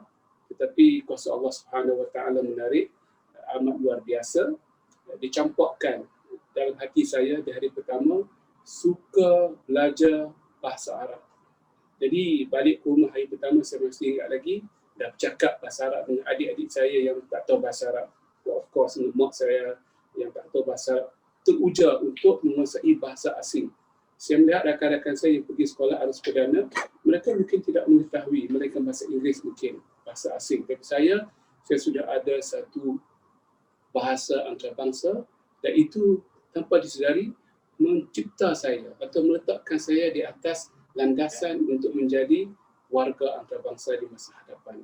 Sometimes we didn't know what lies for us in the jalan, kita hanya mengutip mutiara-mutiara di sepanjang perjalanan untuk masa hadapan yang sudah disediakan oleh Allah Subhanahu Wa Taala. Kemudian saya sebut tentang guru dan mentor dalam buku ini, tuan-tuan dan puan-puan. Guru dan mentor, kita kena kasih dan sayang mereka hampir dengan sayang kita pada ibu dan ayah. Ya, saya ulang balik, kita rakan atau anak-anak kita kena sayang kita, mentor kita, even guru tadika kita, even guru kita, itulah kita merasai belajar. Kalau kita merasai bahawa kita dekat dengan orang yang kita sayang setiap hari, setiap masa dan setiap detik. Kemudian bab 5 saya sebut tentang langkah pertama saya di persaudaraan antarabangsa. Itu berlaku pada tahun 1983. Saya telah mendapat tawaran daripada Universiti Kuwait pada bulan 6 pada tahun tersebut. Jadi saya belum sempat ambil peperiksaan STPM pada bulan 10 atau bulan 11. Mendapat tawaran, terus membuat pasport di Pejabat Immigration di Al-Usta. Seronok masuk dalam Pejabat Immigration, tengok orang buat pasport. Saya for the first time teruja sangat, pegang nombor giliran tu rasa macam pegang satu anugerah yang cukup besar dalam hidup ini. Jadi dipanggil oleh pegawai immigration, bagi gambar, buat pasport, dapat pasport dalam masa 3-4 hari, tak ingat berapa hari masa tersebut. Setiap malam saya tidur dengan pasport saya. Sebab itulah merupakan satu tiket untuk pergi ke peringkat antarabangsa. Jadi dengan pasport tersebut, saya menjadi orang yang akan pergi ke peringkat antarabangsa dan merasai bahawa saya sudah bersedia untuk sampai ke peringkat yang dicita-citakan selama ini, iaitu pergi ke Universiti Kuwait. Saya terus pergi ke Universiti Kuwait. Alhamdulillah pada musim panas, memang panas gila, 45 Celsius, 40 Celsius, masuk peperiksaan ujian bahasa Arab, mendapat yang cemerlang dalam kelas tersebut di kalangan rakan-rakan di Malaysia. Kami semuanya cemerlang, kami telah kalahkan pelajar-pelajar daripada Afrika, daripada benua-benua lain, Thailand, Filipina, Malaysia. Memang bahasa Arab Malaysia memang yang terbaik di dunia.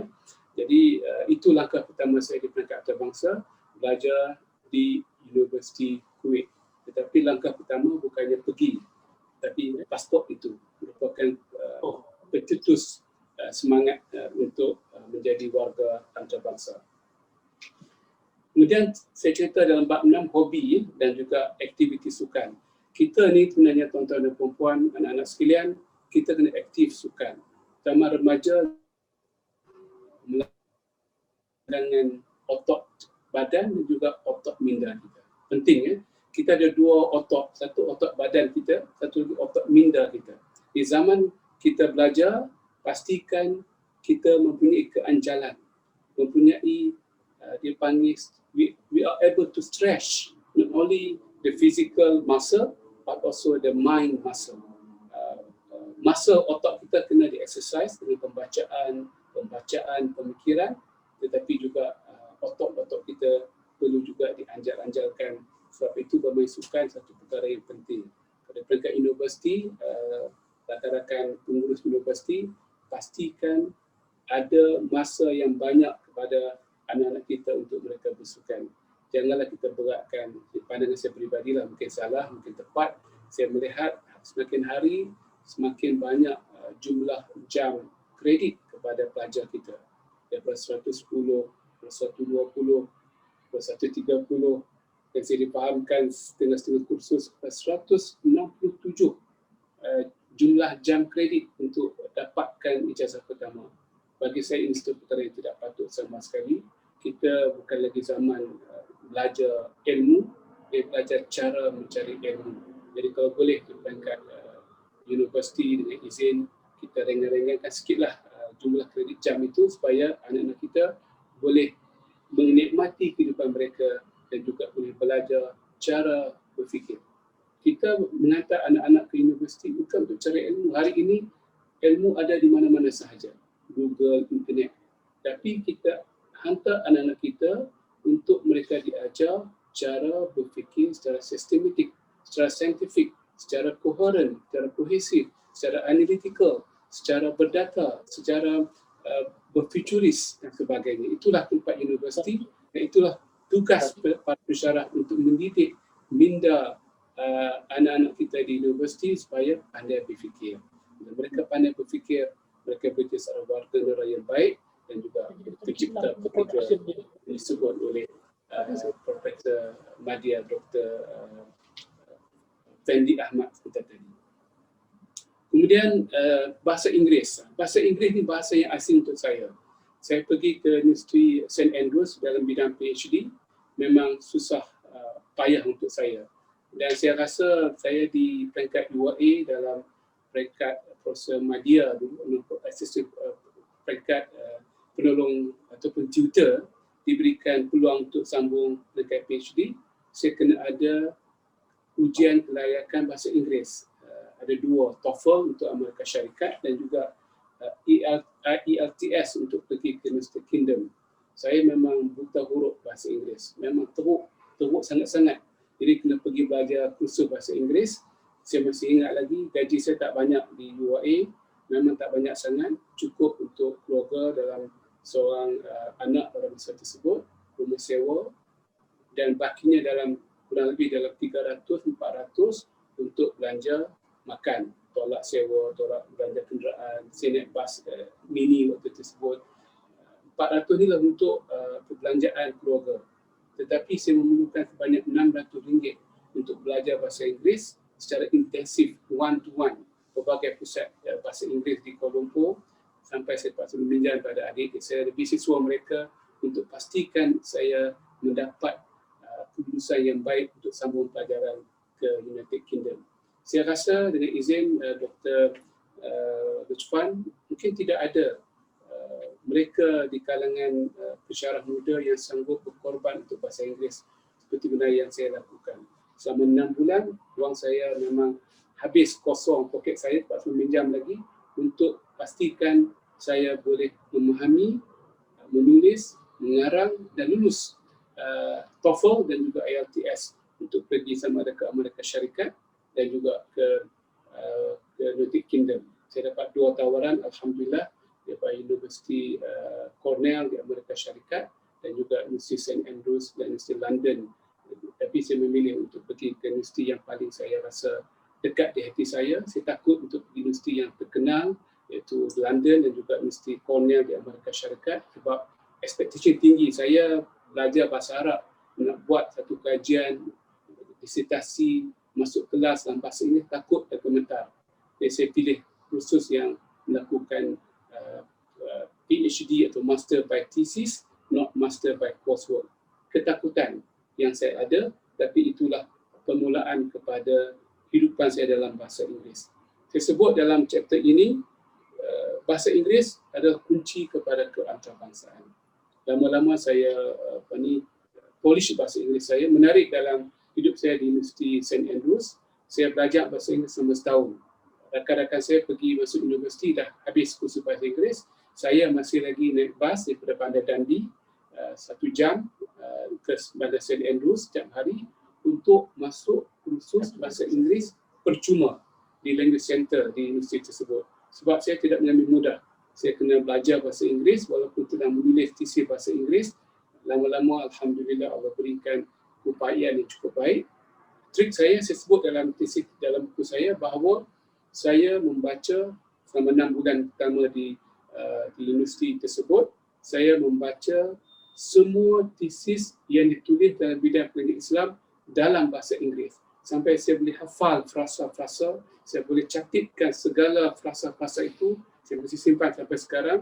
Apakah frasa-frasa bahasa akademik yang boleh saya lontarkan balik dalam penulisan PhD saya. Alhamdulillah, dalam masa 2 tahun, saya dah siap PhD saya, dan setahun yang berbaki itu saya gunakan untuk buat paper presentation, untuk pergi seminar, forum, untuk pergi Egypt, Eropah, untuk menjadi orang muda dari segi paper presenter, untuk menunggu hanya tarikh untuk Viva semata-mata. Itulah sebenarnya tuan-tuan dan puan-puan, kalau kita bertekad betul-betul pulun, kita dapat siapkan lebih awal masa yang sepatutnya. Itu juga mungkin perangkat permulaan 25 jam sehari dalam hidup saya. By 2 years, I'm done with my PhD, hanya menunggu untuk di Viva. Alhamdulillah. Kemudian bahasa Arab. Bahasa Arab juga merupakan bahasa yang penting untuk menjadi sarjana syariah. Masa belajar di Kuwait, saya sebut dalam buku saya, jangan segan cakaplah bahasa Arab. Malah saya tengok ramai rakyat Malaysia, pelajar Malaysia di Timur Tengah, mereka pergi ke Mesir, mereka duduk bersama pelajar Malaysia. Lebih teruk lagi, mereka duduk dengan rakyat Malaysia satu negeri. Jadi mereka cakap bahasa Arab Kelantanis, bahasa Arab Kedahan, bukan bahasa Arab yang betul-betul punya bahasa Arab yang itu pun kalau cakap bahasa Arab, tapi saya yakin, saya beri jaminan mereka tak cakap bahasa Arab, mereka bercakap bahasa tempatan mereka. Bagi saya, hari pertama sampai ke Universiti Kuwait, saya memilih untuk tinggal dengan orang Arab, orang Kuwait sendiri. Rakan-rakan saya di kalangan rakyat Malaysia lain mungkin semuanya memilih untuk tinggal dengan rakan orang Malaysia atau dengan orang Thailand, orang Indonesia, orang Filipina mungkin sebagai rukun bangsa yang sama. Saya tidak. Saya terus memilih seorang rakan daripada Kuwait, anak tempatan dan seorang ulama hari ini yang besar di Universiti Kuwait, yang juga bertaraf doktor, seorang pencerama, seorang hebat, seorang ahli nasyid juga yang terkenal di Universiti Kuwait, dan saya bersama beliau dalam satu bilik dan bersama dengan keluarga beliau di hujung minggu. Dan bahasa Arab merupakan bahasa yang sudah sebati dengan diri saya.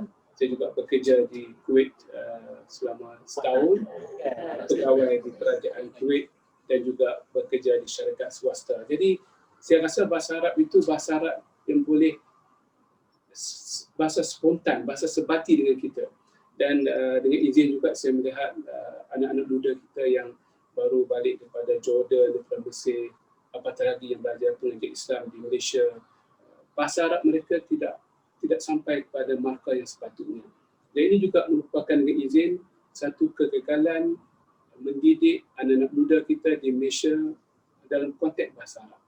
Selama 20 tahun, 30 tahun, 40 tahun, tidak ada kemampuan yang jelas, mereka boleh menulis, mereka boleh bertutur, dan juga mereka boleh berfikir dalam bahasa Arab.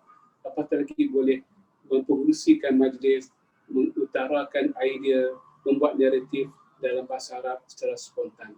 Itu amat jarang sekali. Jadi buku ini memberikan cutusan bahawa kalau kita belajar syariah, kita belajar usuluddin, kita belajar bahasa Arab di semua universiti dan kolej di Malaysia, pastikan kita membaca buku Arab bertubi-tubi, kita bercakap bertubi-tubi, dan pastikan 3-4 tahun itu kita keluar, kita boleh bercakap dengan bahasa Arab yang cukup lancar dan fasih ala orang Malaysia. Bukan cakap macam orang Arab, itu agak mustahil. Ada juga yang mampu, alhamdulillah. Tapi bercakap yang paling terbaik di kalangan orang-orang Malaysia dalam bahasa Arab, dengan bunga bahasanya, dengan frasa yang cantik, dengan kejelasan istilah dan sebagainya. Jadi chapter ini, kalau kita belajar syariah, bahasa Arab, usuluddin, bab ke-8, cuba baca dan cuba cari tip-tip yang menarik untuk dijadikan pedoman menjadi orang Malaysia, orang makan belacan, orang makan sambal, tetapi bahasa kita lisanun arabiyyun fasihun, satu lisan yang Arab yang fasih. Fasih ini tuan-tuan dan puan-puan, anak-anak sekalian, bukan setakat fasih minda, fasih lisan dan juga fasih anggota badan. Sebagai orang yang berjaya, kita kena ada, dia panggil apa ya, eloquency of the mind, of the muscle and of the tongue. Itulah satu konsep yang kita kena didik, kefasihan berminda, kefasihan beranggota, bergerak, dan juga kefasihan melancar, dan juga kefasihan lidah kita dalam pelbagai bahasa yang kita kuasai. Kemudian saya cerita tentang kerjaya di Universiti Islam Antarabangsa Malaysia, bermula dengan seorang penolong pensyarah, mendapat PhD, balik ditugaskan dengan berbagai tugasan. Saya pun rasa agak pelik dengan universiti. Semakin banyak kita meningkat, semakin banyak tanggungjawab diberikan. Saya memang suka buat kajian. Pukul 6.30 pagi sudah sampai ke universiti. Selepas sembahyang subuh di masjid universiti menyalakan jam. Saya banyak buat kajian ilmiah, membuat penerbitan dan melakukan aktiviti-aktiviti dilantik bagi kebijakan, diberikan tugasan di pelbagai-bagai. Dan saya cerita satu cerita dalam buku ini tentang bagaimana saya didedahkan dengan cabaran pertama sebagai anak muda Malaysia dengan PhD yang muda, bersama dengan Prof. Kamal Hassan, seorang tokoh ilmuwan di Malaysia. Mudah-mudahan Allah memberikan umur yang panjang, hafizahullah, Tan Sri Profesor Muhammad Kamal Hassan, dan juga ramai ulama-ulama daripada Arab, daripada India, Pakistan yang berada di UAE telah dikumpulkan dalam satu workshop intensif di Port Dickson selama 2-3 hari tentang isu-isu syariah yang kontemporari. Dan kami didedahkan dengan cara fikir baru, dengan cara sarjana baru dalam bidang syariah. Dan ada pandangan-pandangan yang tidak sesuai dengan saya, dengan pandangan ilmu saya, walaupun masih muda dan remaja, umur dan 31 tahun, 32 tahun pada masa tersebut. Dan saya berani untuk bangun, mengangkat tangan dan mengatakan dalam bahasa Arab bahawa saya tidak bersetuju dengan pandangan tersebut dan hujah saya adalah begini sebagainya. Maka mendapat satu komen yang pedas seorang tokoh ulama di pelangkat antarabangsa mengatakan saya tidak faham, saya tidak mengetahui, saya masih muda. Itulah bila kita tua ni tuan-tuan dan puan-puan, kita sentiasa rasa ego. Jadi bila kita dah tua, bila kita dah lanjut umur, kita kena kurangkan rasa marah kita. Kita kena lebih rendah diri. Bila kita tinggi, kena buka minda kita, jiwa kita untuk memberi ruang kepada anak-anak muda, pada orang yang lebih muda datang kepada kita. Tetapi dalam konteks saya mengatakan saya tidak bersetuju dengan metodologi cara fikir begitu. Saya dihentam habis-habisan. Saya masih muda. Kalau orang muda selalunya dia senang tumbang. Tapi saya tidak tumbang walaupun memang rasa takut, debar, dan waktu makan malam ramai di kalangan rakan-rakan pensyarah di UAE yang lebih senior daripada saya mengatakan this is the end of your life. This is the end of your career kat university. That kind of word mengatakan ini merupakan nasib malam saya sebab saya telah berani berbeza pandangan. Dan saya mengatakan saya bukanlah berbeza pandangan. I'm not a different tetapi I'm contrarian, memberikan pandangan yang contrarian. Tapi pandangan itulah yang saya buat sampai sekarang, dan pandangan itulah saya rasakan valid, masih legitimate, masih segar, masih fresh sampai sekarang. Dan ramai ulama-ulama yang tidak bersetuju dengan saya pada masa tersebut sudah mula menerima idea yang saya bawa, idea yang lebih segar, fresh, dan mereka juga guru yang saya hormati sampai sekarang. Mereka bukan salah, tapi mereka mungkin rasa tercabar dari segi keilmuan mereka. Dalam ilmu tidak boleh rasa kita tercabar. Walaupun kita seorang Vice Chancellor, Ketua Net Chancellor, Dekan ataupun Ketua Jabatan, jangan sama sekali rasa tercabar. Tidak elok dan tidak manis dan tidak enak dalam konteks fraternity keilmuan. Saya cerita di tempat di pengalaman universiti. Saya melanjutkan ada seorang hebat dari segi undang-undang, yang bidang dia, tak sebutlah bidang apa. Ada seorang pelajar telah mencabar idea tersebut tahun 4. Dia mengatakan, I am the professor in this area of law. You are going to be penalized in your exam kalau menjawab jawapan yang berbeza dengan pandangan saya.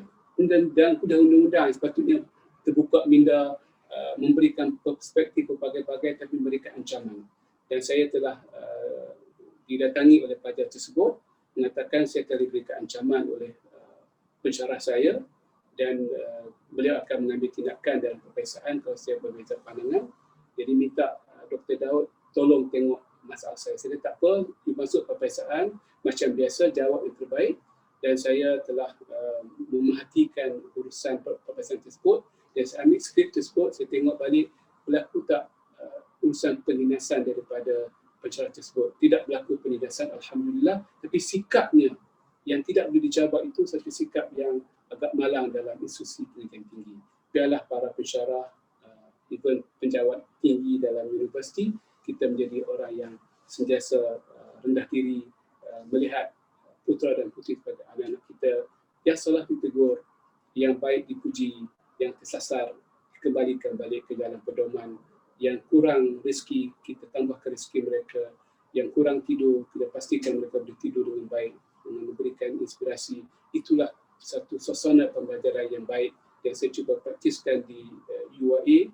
Pelajar-pelajar dijemput ke rumah untuk berbuka puasa, untuk hari-hari tertentu. Pelajar antarabangsa diraikan, disanjungi, sehingga sampai sekarang hubungan tak terputus. Mereka adalah rakan adik-adik saya sampai sekarang. Jadi itulah pengalaman yang saya kongsikan dalam buku ini. Untuk menjadi antarabangsa ini, tuan-tuan dan puan-puan bukan pergi naik kapal terbang, bukan pergi bentang ke atas kerja. Itu semua orang dilakukan. Untuk menjadi seorang antarabangsa, kita hidup dengan darah, jiwa, minda keantarabangsaan. Malah agama kita agama antarabangsa. Alhamdulillahirrabbilalamin. Semangat antarabangsa itu semangat yang hidup dalam jiwa kita. Melihat manusia dengan mata manusia, bukan mata bangsa, mata warna kulit, mata ini pelajar Malaysia, ini pelajar foreigner, kita panggil pelajar foreigner. Perkataan foreigner pun tak begitu cantik dan molek di universiti. Maksud, macam saya belajar di Kuwait, orang kata kita foreigner, panggil pelajar al-ajani, talib ajnabi. Itu tak baik. Patutnya kita dengan talib alami, pelajar antarabangsa, bukan pelajar pendatang ataupun luar negeri, ajnabi, foreign. Kita ada pelajar antarabangsa yang berada di bumi Malaysia atau di bumi luar Malaysia. Tuan-tuan dan puan-puan, saya rasa saya sudah menghampiri masa, tinggal lagi 10 minit.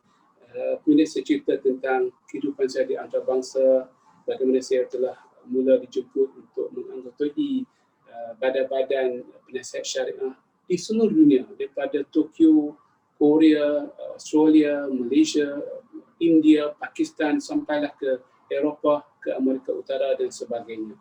Seronok berada di peringkat antarabangsa. Bukan kerana seronok hidup atas kapal terbang, kerana kita boleh melihat diri kita sendiri. Antarabangsa cermin kepada kita. Bagaimana kita boleh menjadikan keantarabangsaan itu cermin kepada kita. Kita tengok diri kita, tak nampak diri kita sebenarnya. Tengok dalam cermin, di peringkat lokal, cermin kita tak real. Tapi kalau kita melihat diri kita dalam bentuk antarabangsa, kita melihat diri kita yang sebenarnya, dan itulah yang memberikan kita input.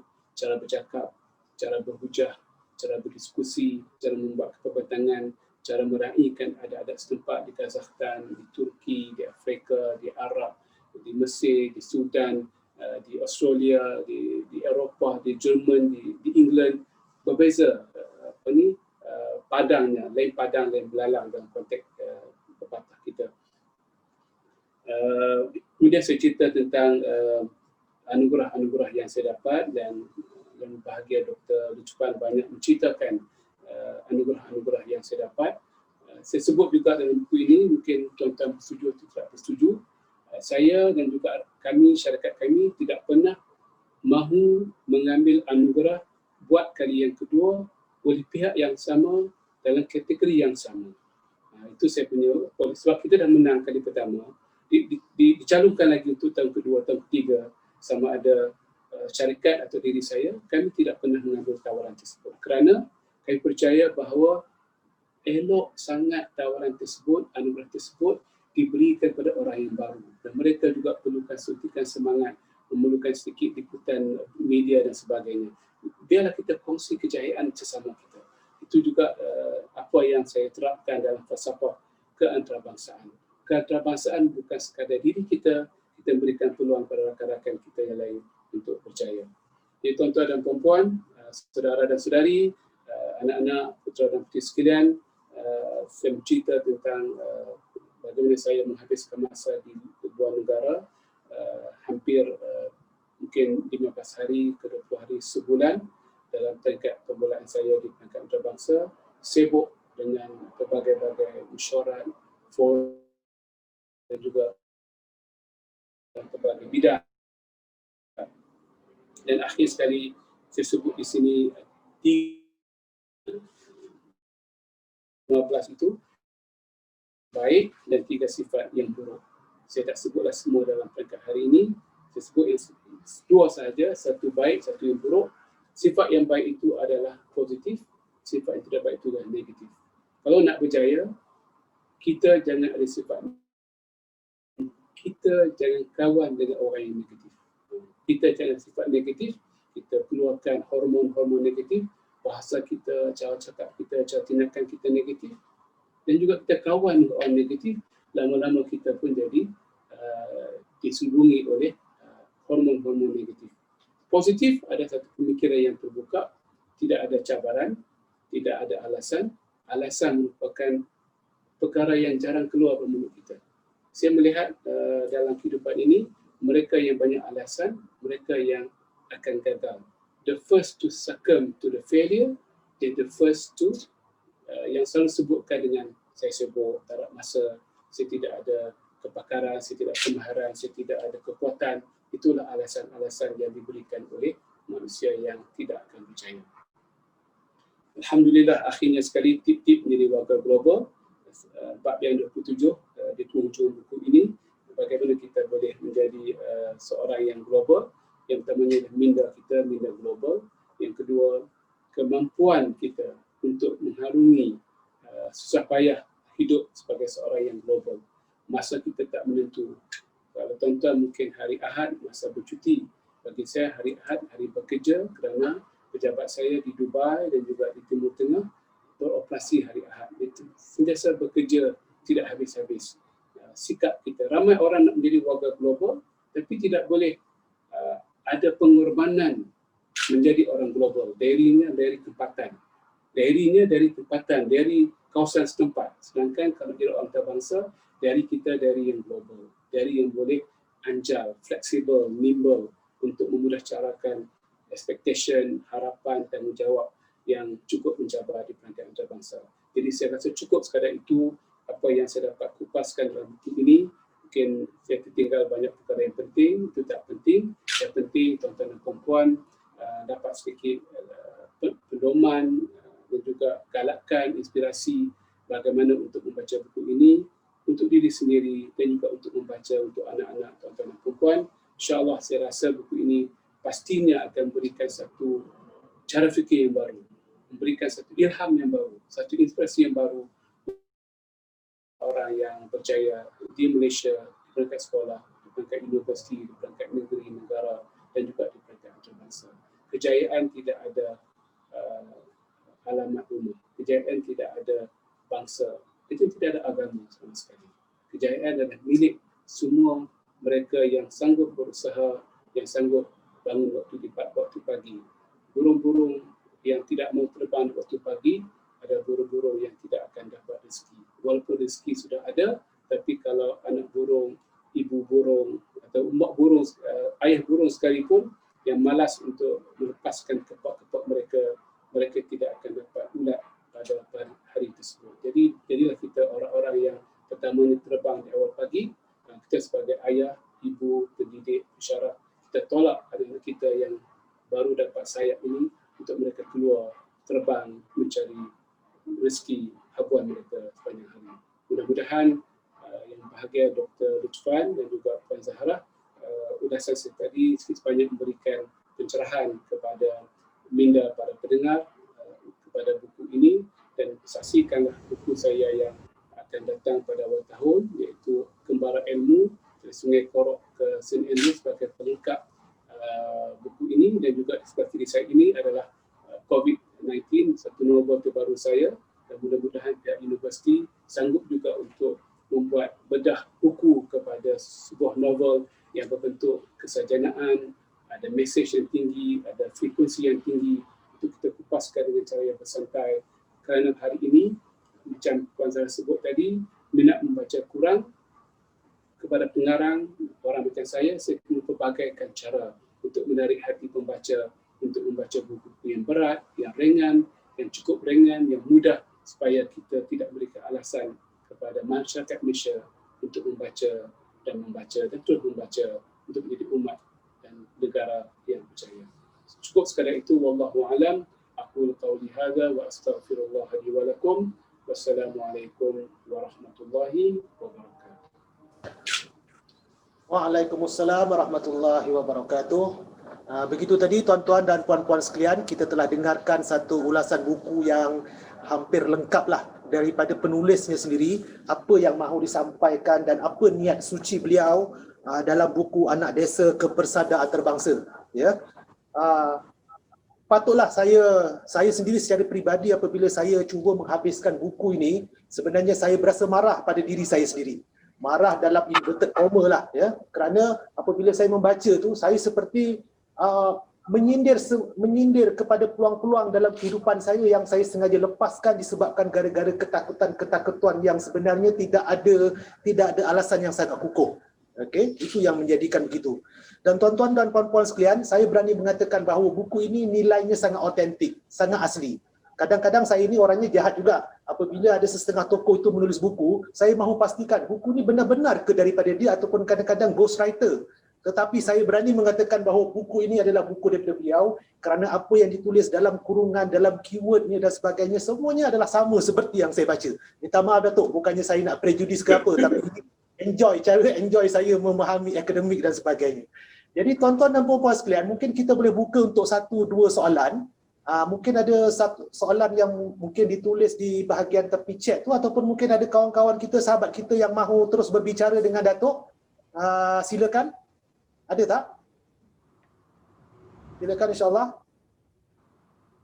Kita ada 15 minit lagi untuk kita penuhi.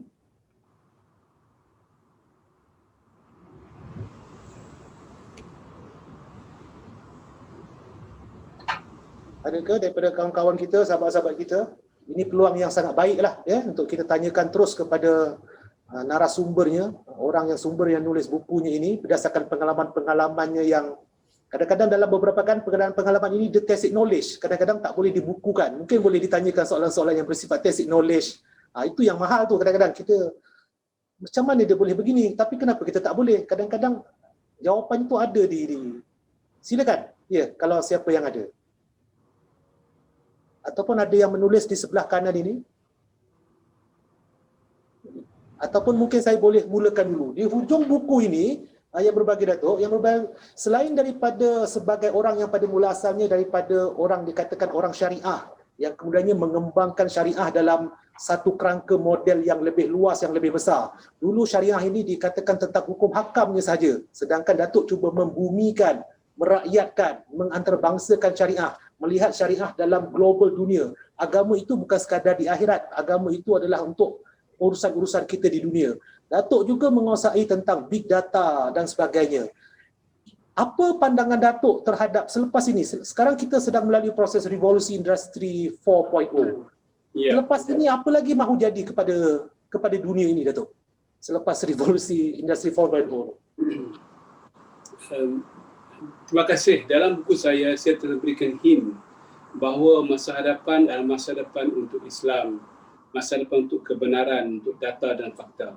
Kerana dengan adanya IoT, dengan adanya big data, dengan adanya robotik dan sebagainya, dia telah membawa kebenaran di atas bumi yang nyata, tidak dapat disembunyikan lagi. Memang ada orang akan sembunyikan manipulasi, tapi dengan teknologi begini, for the first time ever, kebenaran akan dapat dizahirkan dengan baik dan juga akan merobohkan tembok-tembok besar antara negara dengan negara, ekonominya, pemikirannya, educationnya, mudah-mudahan ketenteraannya sekali supaya masyarakat dunia semakin lebih rapat satu sama lain dengan adanya IR 4.0. Saya punya prediction of the future dengan izin, bagi saya mungkin saya sebut dalam buku tersebut dengan bahasa yang mudah dan ringkas, saya perlukan kepada mencerakinkan lagi di masa hadapan supaya kita ada otak yang sedar, the mindful mind, untuk menulis dan terus menulis dan memikir. Saya merasai bahawa industri 5.0 adalah industri kemanusiaan. Bila mana kita bergerak daripada industri perkilangan kepada penemuan bahan kimia pada tahun 1880, kemudian perjumpaan minyak dan juga teknologi kereta api sampai 60, yang ketiga, yang keempat ada juga, minta maaf, yang ketiga iaitu komputer, intranet dan juga internet. Kemudian 2016 di Davos, industri revolusi keempat. Mungkin dalam masa 10 tahun, 20 tahun lagi ada industri kemanusiaan di mana semuanya akan dapat hasil lebih dekat. Memang pun hari ini we are well connected. So the connectivity of human being, the interconnectedness adalah industri yang ke depan. Jadi kita kena bersedia. Dari segi pekerjaan pun ada interconnectedness, keluarga ada interconnectedness, ekonomi ada interconnectedness, bukan lagi silo. Dan itulah saya cuba memimpi daripada sekarang bagaimana kita boleh mencipta industri revolusi 5.0 untuk semua manusia. Dan mungkin sesuai dengan firman Allah Subhanahu Wa Taala dari segi syariahnya, syariah diturunkan bukan untuk hidup di akhirat. Di akhirat untuk berehat, bukan bina kehidupan. Syariah diturunkan untuk bina kehidupan di atas muka bumi ini. Iaitu dia ada banyak buku saya lain, syariah Islam dan sebagainya boleh baca. Iaitu syariah diturunkan untuk membina kehidupan, landscape kehidupan di muka bumi ini. Sebab itu di antara prinsip kehidupan tinggi ialah kemanusiaan.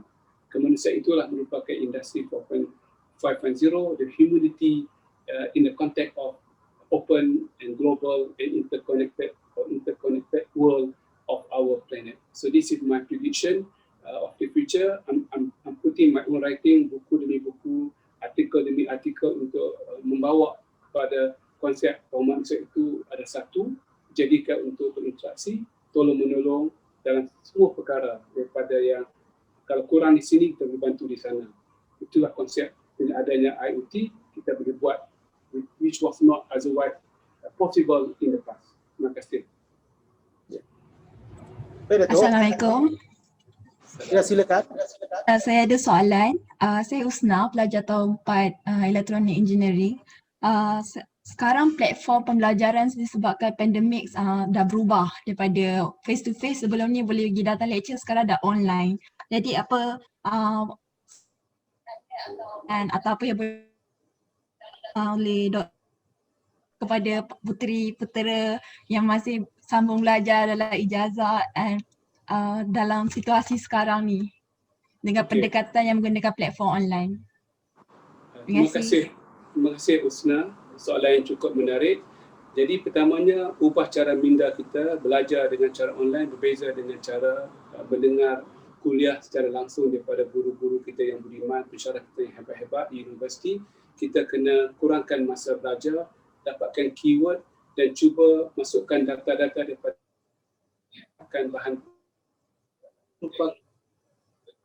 Bagi saya seronok bahawa pelajar akan dicabar untuk memikir, bukan untuk mengambil nota-nota yang bulat-bulat daripada pensyarah dan ini akan menambahkan nilai kualiti pembelajaran dan juga pembinaan minda seorang pelajar dan juga pekerja di masa hadapan. Itu yang pertama. Jadi ubah cara fikir, cara minda kita untuk belajar, dan kita ada direct connectedness dengan internet, dapatkan bahan-bahan lain, dan kalau boleh didatakan balik. Dekat universiti mesti ada sumber data yang cukup lengkap. Mungkin itu yang kurang lagi, ada sikit kelompokan. Mungkin ada ilmu pendataan, ilmu analisa data, supaya setiap apa yang tersebut, misalnya dalam bidang elektronik disebutkan tentang isu nano engineering misalnya, bagaimana nano itu boleh dikupas dengan nano dari segi perubatan, dari segi makanan, dari segi perakaunan, supaya dimasukkan dalam electrical engineering misalnya. Jadi kita boleh link. Jadi ilmu itu merupakan ilmu yang hidup, sebab kita sudah berada di hadapan internet, bukan lagi berhadapan guru yang agak kaku dan beku dari segi kita kena balik, kita buat kajian balik tadi memberi kuliah dan macam finance kurang lebih. Pelajar tak tengok saya pun, pelajar mereka masukkan keyword lecture, mereka tanya luar biasa, bukan berdasarkan kaitan dengan data, menjadikan diskusi yang lebih menarik dan lebih input output yang mungkin 10 jam dari segi kualiti ilmu. Itu yang pertama. Yang kedua, dengan izin, kena bergerak sekarang, now, ke arah bukan lagi internet atau online, VR, pada virtual reality. Kita kena satu center kat universiti, seorang pensyarah masuk dalam VR punya studio, bila bercakap, muka lecturer kita, air muka dia orang, cara bercakap, sebab itu ilmu juga. Kalau dalam bidang engineering, kena ada wiring, warna macam-macam. Dalam bidang perubatan, melakukan pembedahan real. Sebab VR lebih advance daripada online. Jadi VR perlu di-invest, perlu dilaburkan. The earlier the better. Dan I have been telling many concept, VR is a must. Dan kalau tidak mampu kita ada VR satu kuliah, mungkin satu studio yang kita consolidate the fund and the budget. Make sure setiap universiti start dengan satu VR studio yang menarik untuk e-gaming boleh. Ini kalau ada VR, saya boleh keluarkan buku dia bertunjuk, muka surat, dia boleh tengok muka saya macam mana, kalau ada bahan kimia. Jadi pelajar macam berada bersama saya di hadapan saya dalam pengajaran. Itu harapan saya college dan juga institut pendidikan tinggi awam dan swasta. Husna, would that answer your question to some extent? Mudah-mudahan. Okay. Ya, terima kasih Datuk. Terima kasih. Assalamualaikum. Salam. Assalamualaikum. Saya tanya soalan. Saya Alif Kushairi daripada Fakulti Mekanikal Soalan saya, Dr. Daud ada sebut saya tak begitu mengurus masa saya sebaliknya menjana lebih masa. Jadinya, kalau prinsip saya di universiti ini adalah 3E, iaitu education, exposure dan experience. Tapi macam mana kalau saya pusing balik ayat yang Dr. Daud bagi dulu, saya tidak begitu ada pengalaman. Sebaliknya, saya menjana pendedahan saya sendiri. Bagaimana pendedahan itu yang terkesan jika kita tidak urus masa dengan baik? Berapa pendapat doktor sendiri tentang pendedahan yang perlu sebagai seorang pelajar? Okay. Terima kasih saudara yang saya rasa pendedahan itu satu perkara yang it's a long journey. Saya juga di masa muda-muda mungkin tak sepandai sekarang menguruskan hidup, jadi masa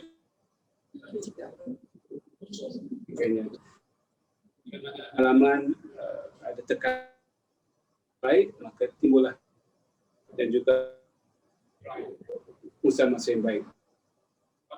Saya sensitif dalam bacaan yang buku-buku novel pada kalau nak adakan banyak pendedahan dengan cepat dari segi pengurusan masa, pengurusan emosi, pengurusan krisis, pengurusan tanggungjawab, seasrama dengan.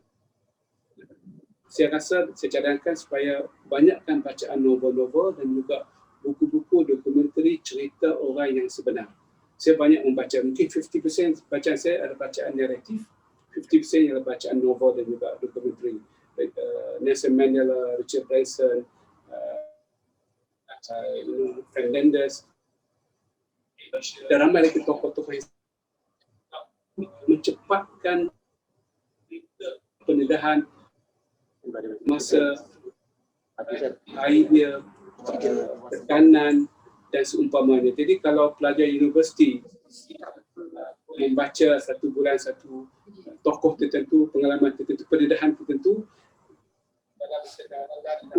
saudara yang bertanya tadi boleh mencepatkan lagi. Dan sebab itu bila pergi ke makmal, masuk dalam kuliah, dia boleh memberikan idea yang baru bagaimana menjadi pengalaman untuk kita menyusun langkah yang lebih baik untuk memaksimumkan output daripada input masa yang kita ada.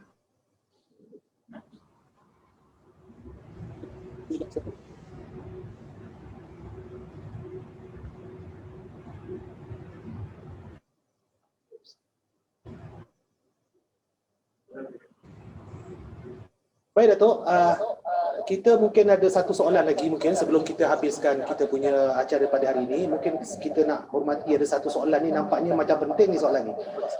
Salam Datuk, jika umur kita telah masuk 40 tahun, bagaimana kita mahu masuk ke dunia antarabangsa? Adakah ianya telah lewat? Sebab Datuk membina dunia antarabangsa agak awal.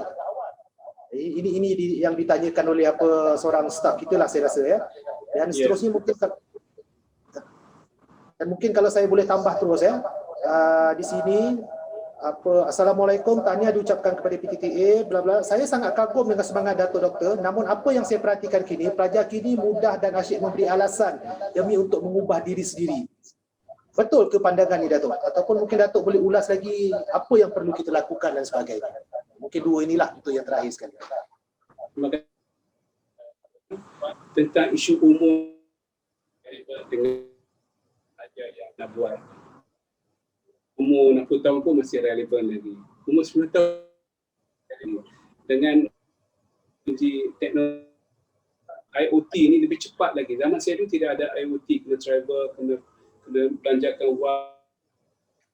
Hari ini kalau kita pandai dengan YouTube kita, dengan pendedahan kita, jadikan orang yang distinct, berbeza dengan orang lain untuk mencari tumpuan masyarakat antarabangsa dengan idea dan sebagainya, maka kita akan menjadi orang antarabangsa next day. Walaupun kita umur 50 tahun, 60 tahun.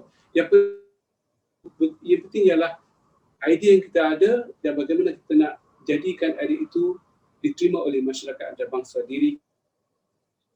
Alhamdulillah yang bertanya, still young, 40 years old still young, even 70 still young.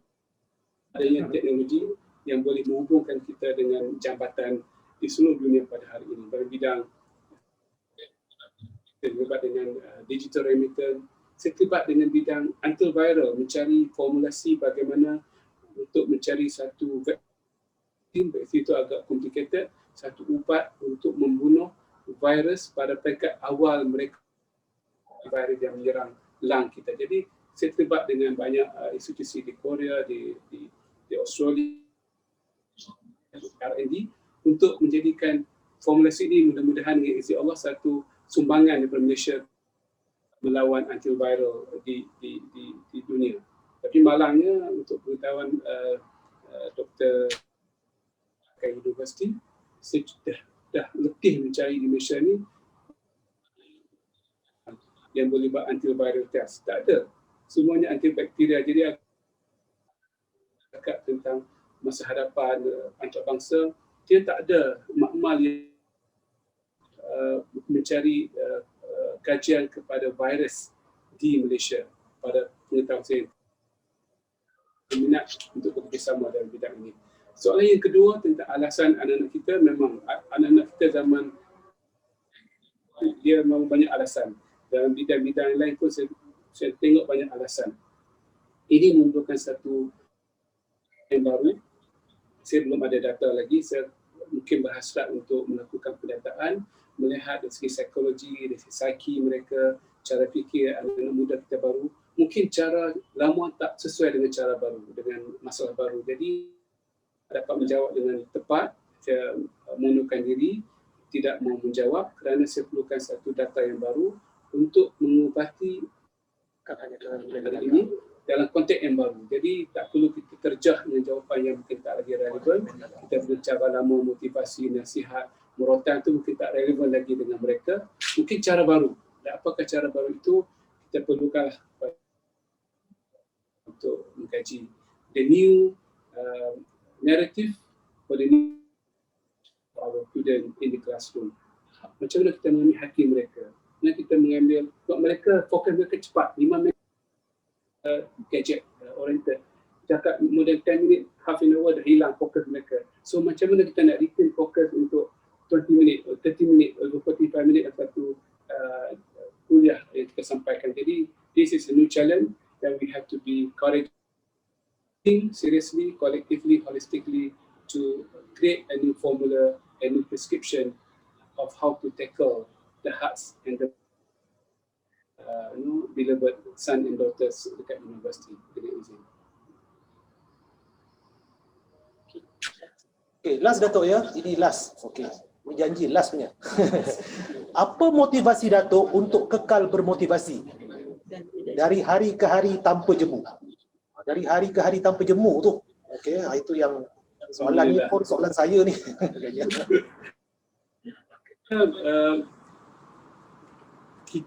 Saya bermotivasi kerana saya ingin memberikan motivasi. Kalau kita tidak ada, maka akan keluar idea saya. Saya tidak motivasi saya. Jadi saya punya yang menjadikan saya sentiasa bermotivasi kerana I wanted to be inspire others. Be an inspired person to inspire others. Sebab itu Nabi SAW adalah seorang inspirasi dan baginda SAW ada kehebatan, ada wahyu daripada langit yang berikan idea, hala tuju. Kita manusia biasa, jadi kita kena banyak membaca. Bila baca satu ayat Al-Quran, kita cuba fikir habis-habis apakah cognitive meaning kita boleh anjal-anjalkan, berikan makna inspirasi dan motivasi. Semua perkara, data inspirasikan, Al-Quran kena inspirasikan, mengarahkan inspirasi. Jadi inspirasi merupakan hak of Islam. Yassiru wa la tu'asiru, mudah carakan. Jadi kalau rasa semua nak inspirekan orang, insya-Allah Allah akan tolong kita yang supaya kita inspirasi pada orang and inspire. Okey, demikianlah saudara-saudari. Akhirnya selesailah sudah majlis kita pada pagi ini. Alhamdulillah, bersyukur kita kepada Allah Subhanahu Wa Taala kerana kita pada hari ini akhirnya dapat mendengar ya satu bentuk konsep motivasi yang selama ini kalau kita dengar motivasi ini daripada orang motivasi, daripada orang kaunseling, daripada orang psikologi, daripada orang hartanah. Tapi hari ini kita sangat bertuah kita dapat dengar motivasi daripada seorang pakar kewangan. Yang itu pun sebenarnya sebelum lagi kalau kita lihat sebenarnya pakar syariah. Nampak bagaimana beliau ini iaitu yang berbagai datuk mampu mengembangkan fungsinya sebagai khalifah Allah Subhanahu Wa Taala tu saya yakin dalam konsep yang lebih benar, yang lebih besar dan yang lebih abstrak. Jadi saya ucapkan berbanyak-banyak terima kasih. Saya mengucapkan tahniah kepada Universiti Tun Hussein On Malaysia, khususnya Perpustakaan Tunku Tun Aminah yang telah berjaya menjalankan program webinar bicara buku pada hari ini, iaitu buku Anak Desa Kepersadaran Antarabangsa. Jadi tuan-tuan dan puan-puan, silalah baca. Sebelum baca ya kena beli kan. Belilah buku ni, tolong promote sekali lah ya. Buku ni dan juga buku-buku lain Datuk yang sangat berinspirasi. Okay. Jadi saya rasa mungkin itu sajalah ya. Puan Zarah, mungkin ada apa-apa kata terakhir yang nak diucapkan? Alhamdulillah, terima kasih banyak-banyak Datuk, dan juga terima kasih banyak-banyak di atas sokongan semua. Alhamdulillah kita dapat nearly 200 views daripada Zoom dan juga tambahan daripada Facebook lebih kurang 100. So in total dalam 300 jugalah Datuk untuk sesi pada hari ini. So Alhamdulillah, terima kasih banyak-banyak kepada semua dan mudah-mudahan kita dapat manfaat daripada majlis ilmu yang kita adakan pada hari ini. Terima kasih. Alhamdulillah tuan-tuan dan puan dan juga yang berbahagia Datuk, saya rasa itu saja untuk hari ini. Jadi kita akhiri majlis kita ya dengan tasbih kifarah dan surah Al-Asr. Subhanallah walhamdulillah wa la ilaha illallah wallahu akbar wa la haula wa la quwwata illa billah. Wa asri innal insana lafi khusr illa alladziina amanu wa 'amilus shalihat wa tawassaw bil haqqi wa tawassaw bis sabr. Assalamualaikum warahmatullahi wabarakatuh. Kita berjumpa lagi di masa akan datang insya-Allah. Mungkin untuk buku COVID-25 pula tu, COVID-25. Terima kasih banyak. Terima kasih. Stay safe. Assalamualaikum.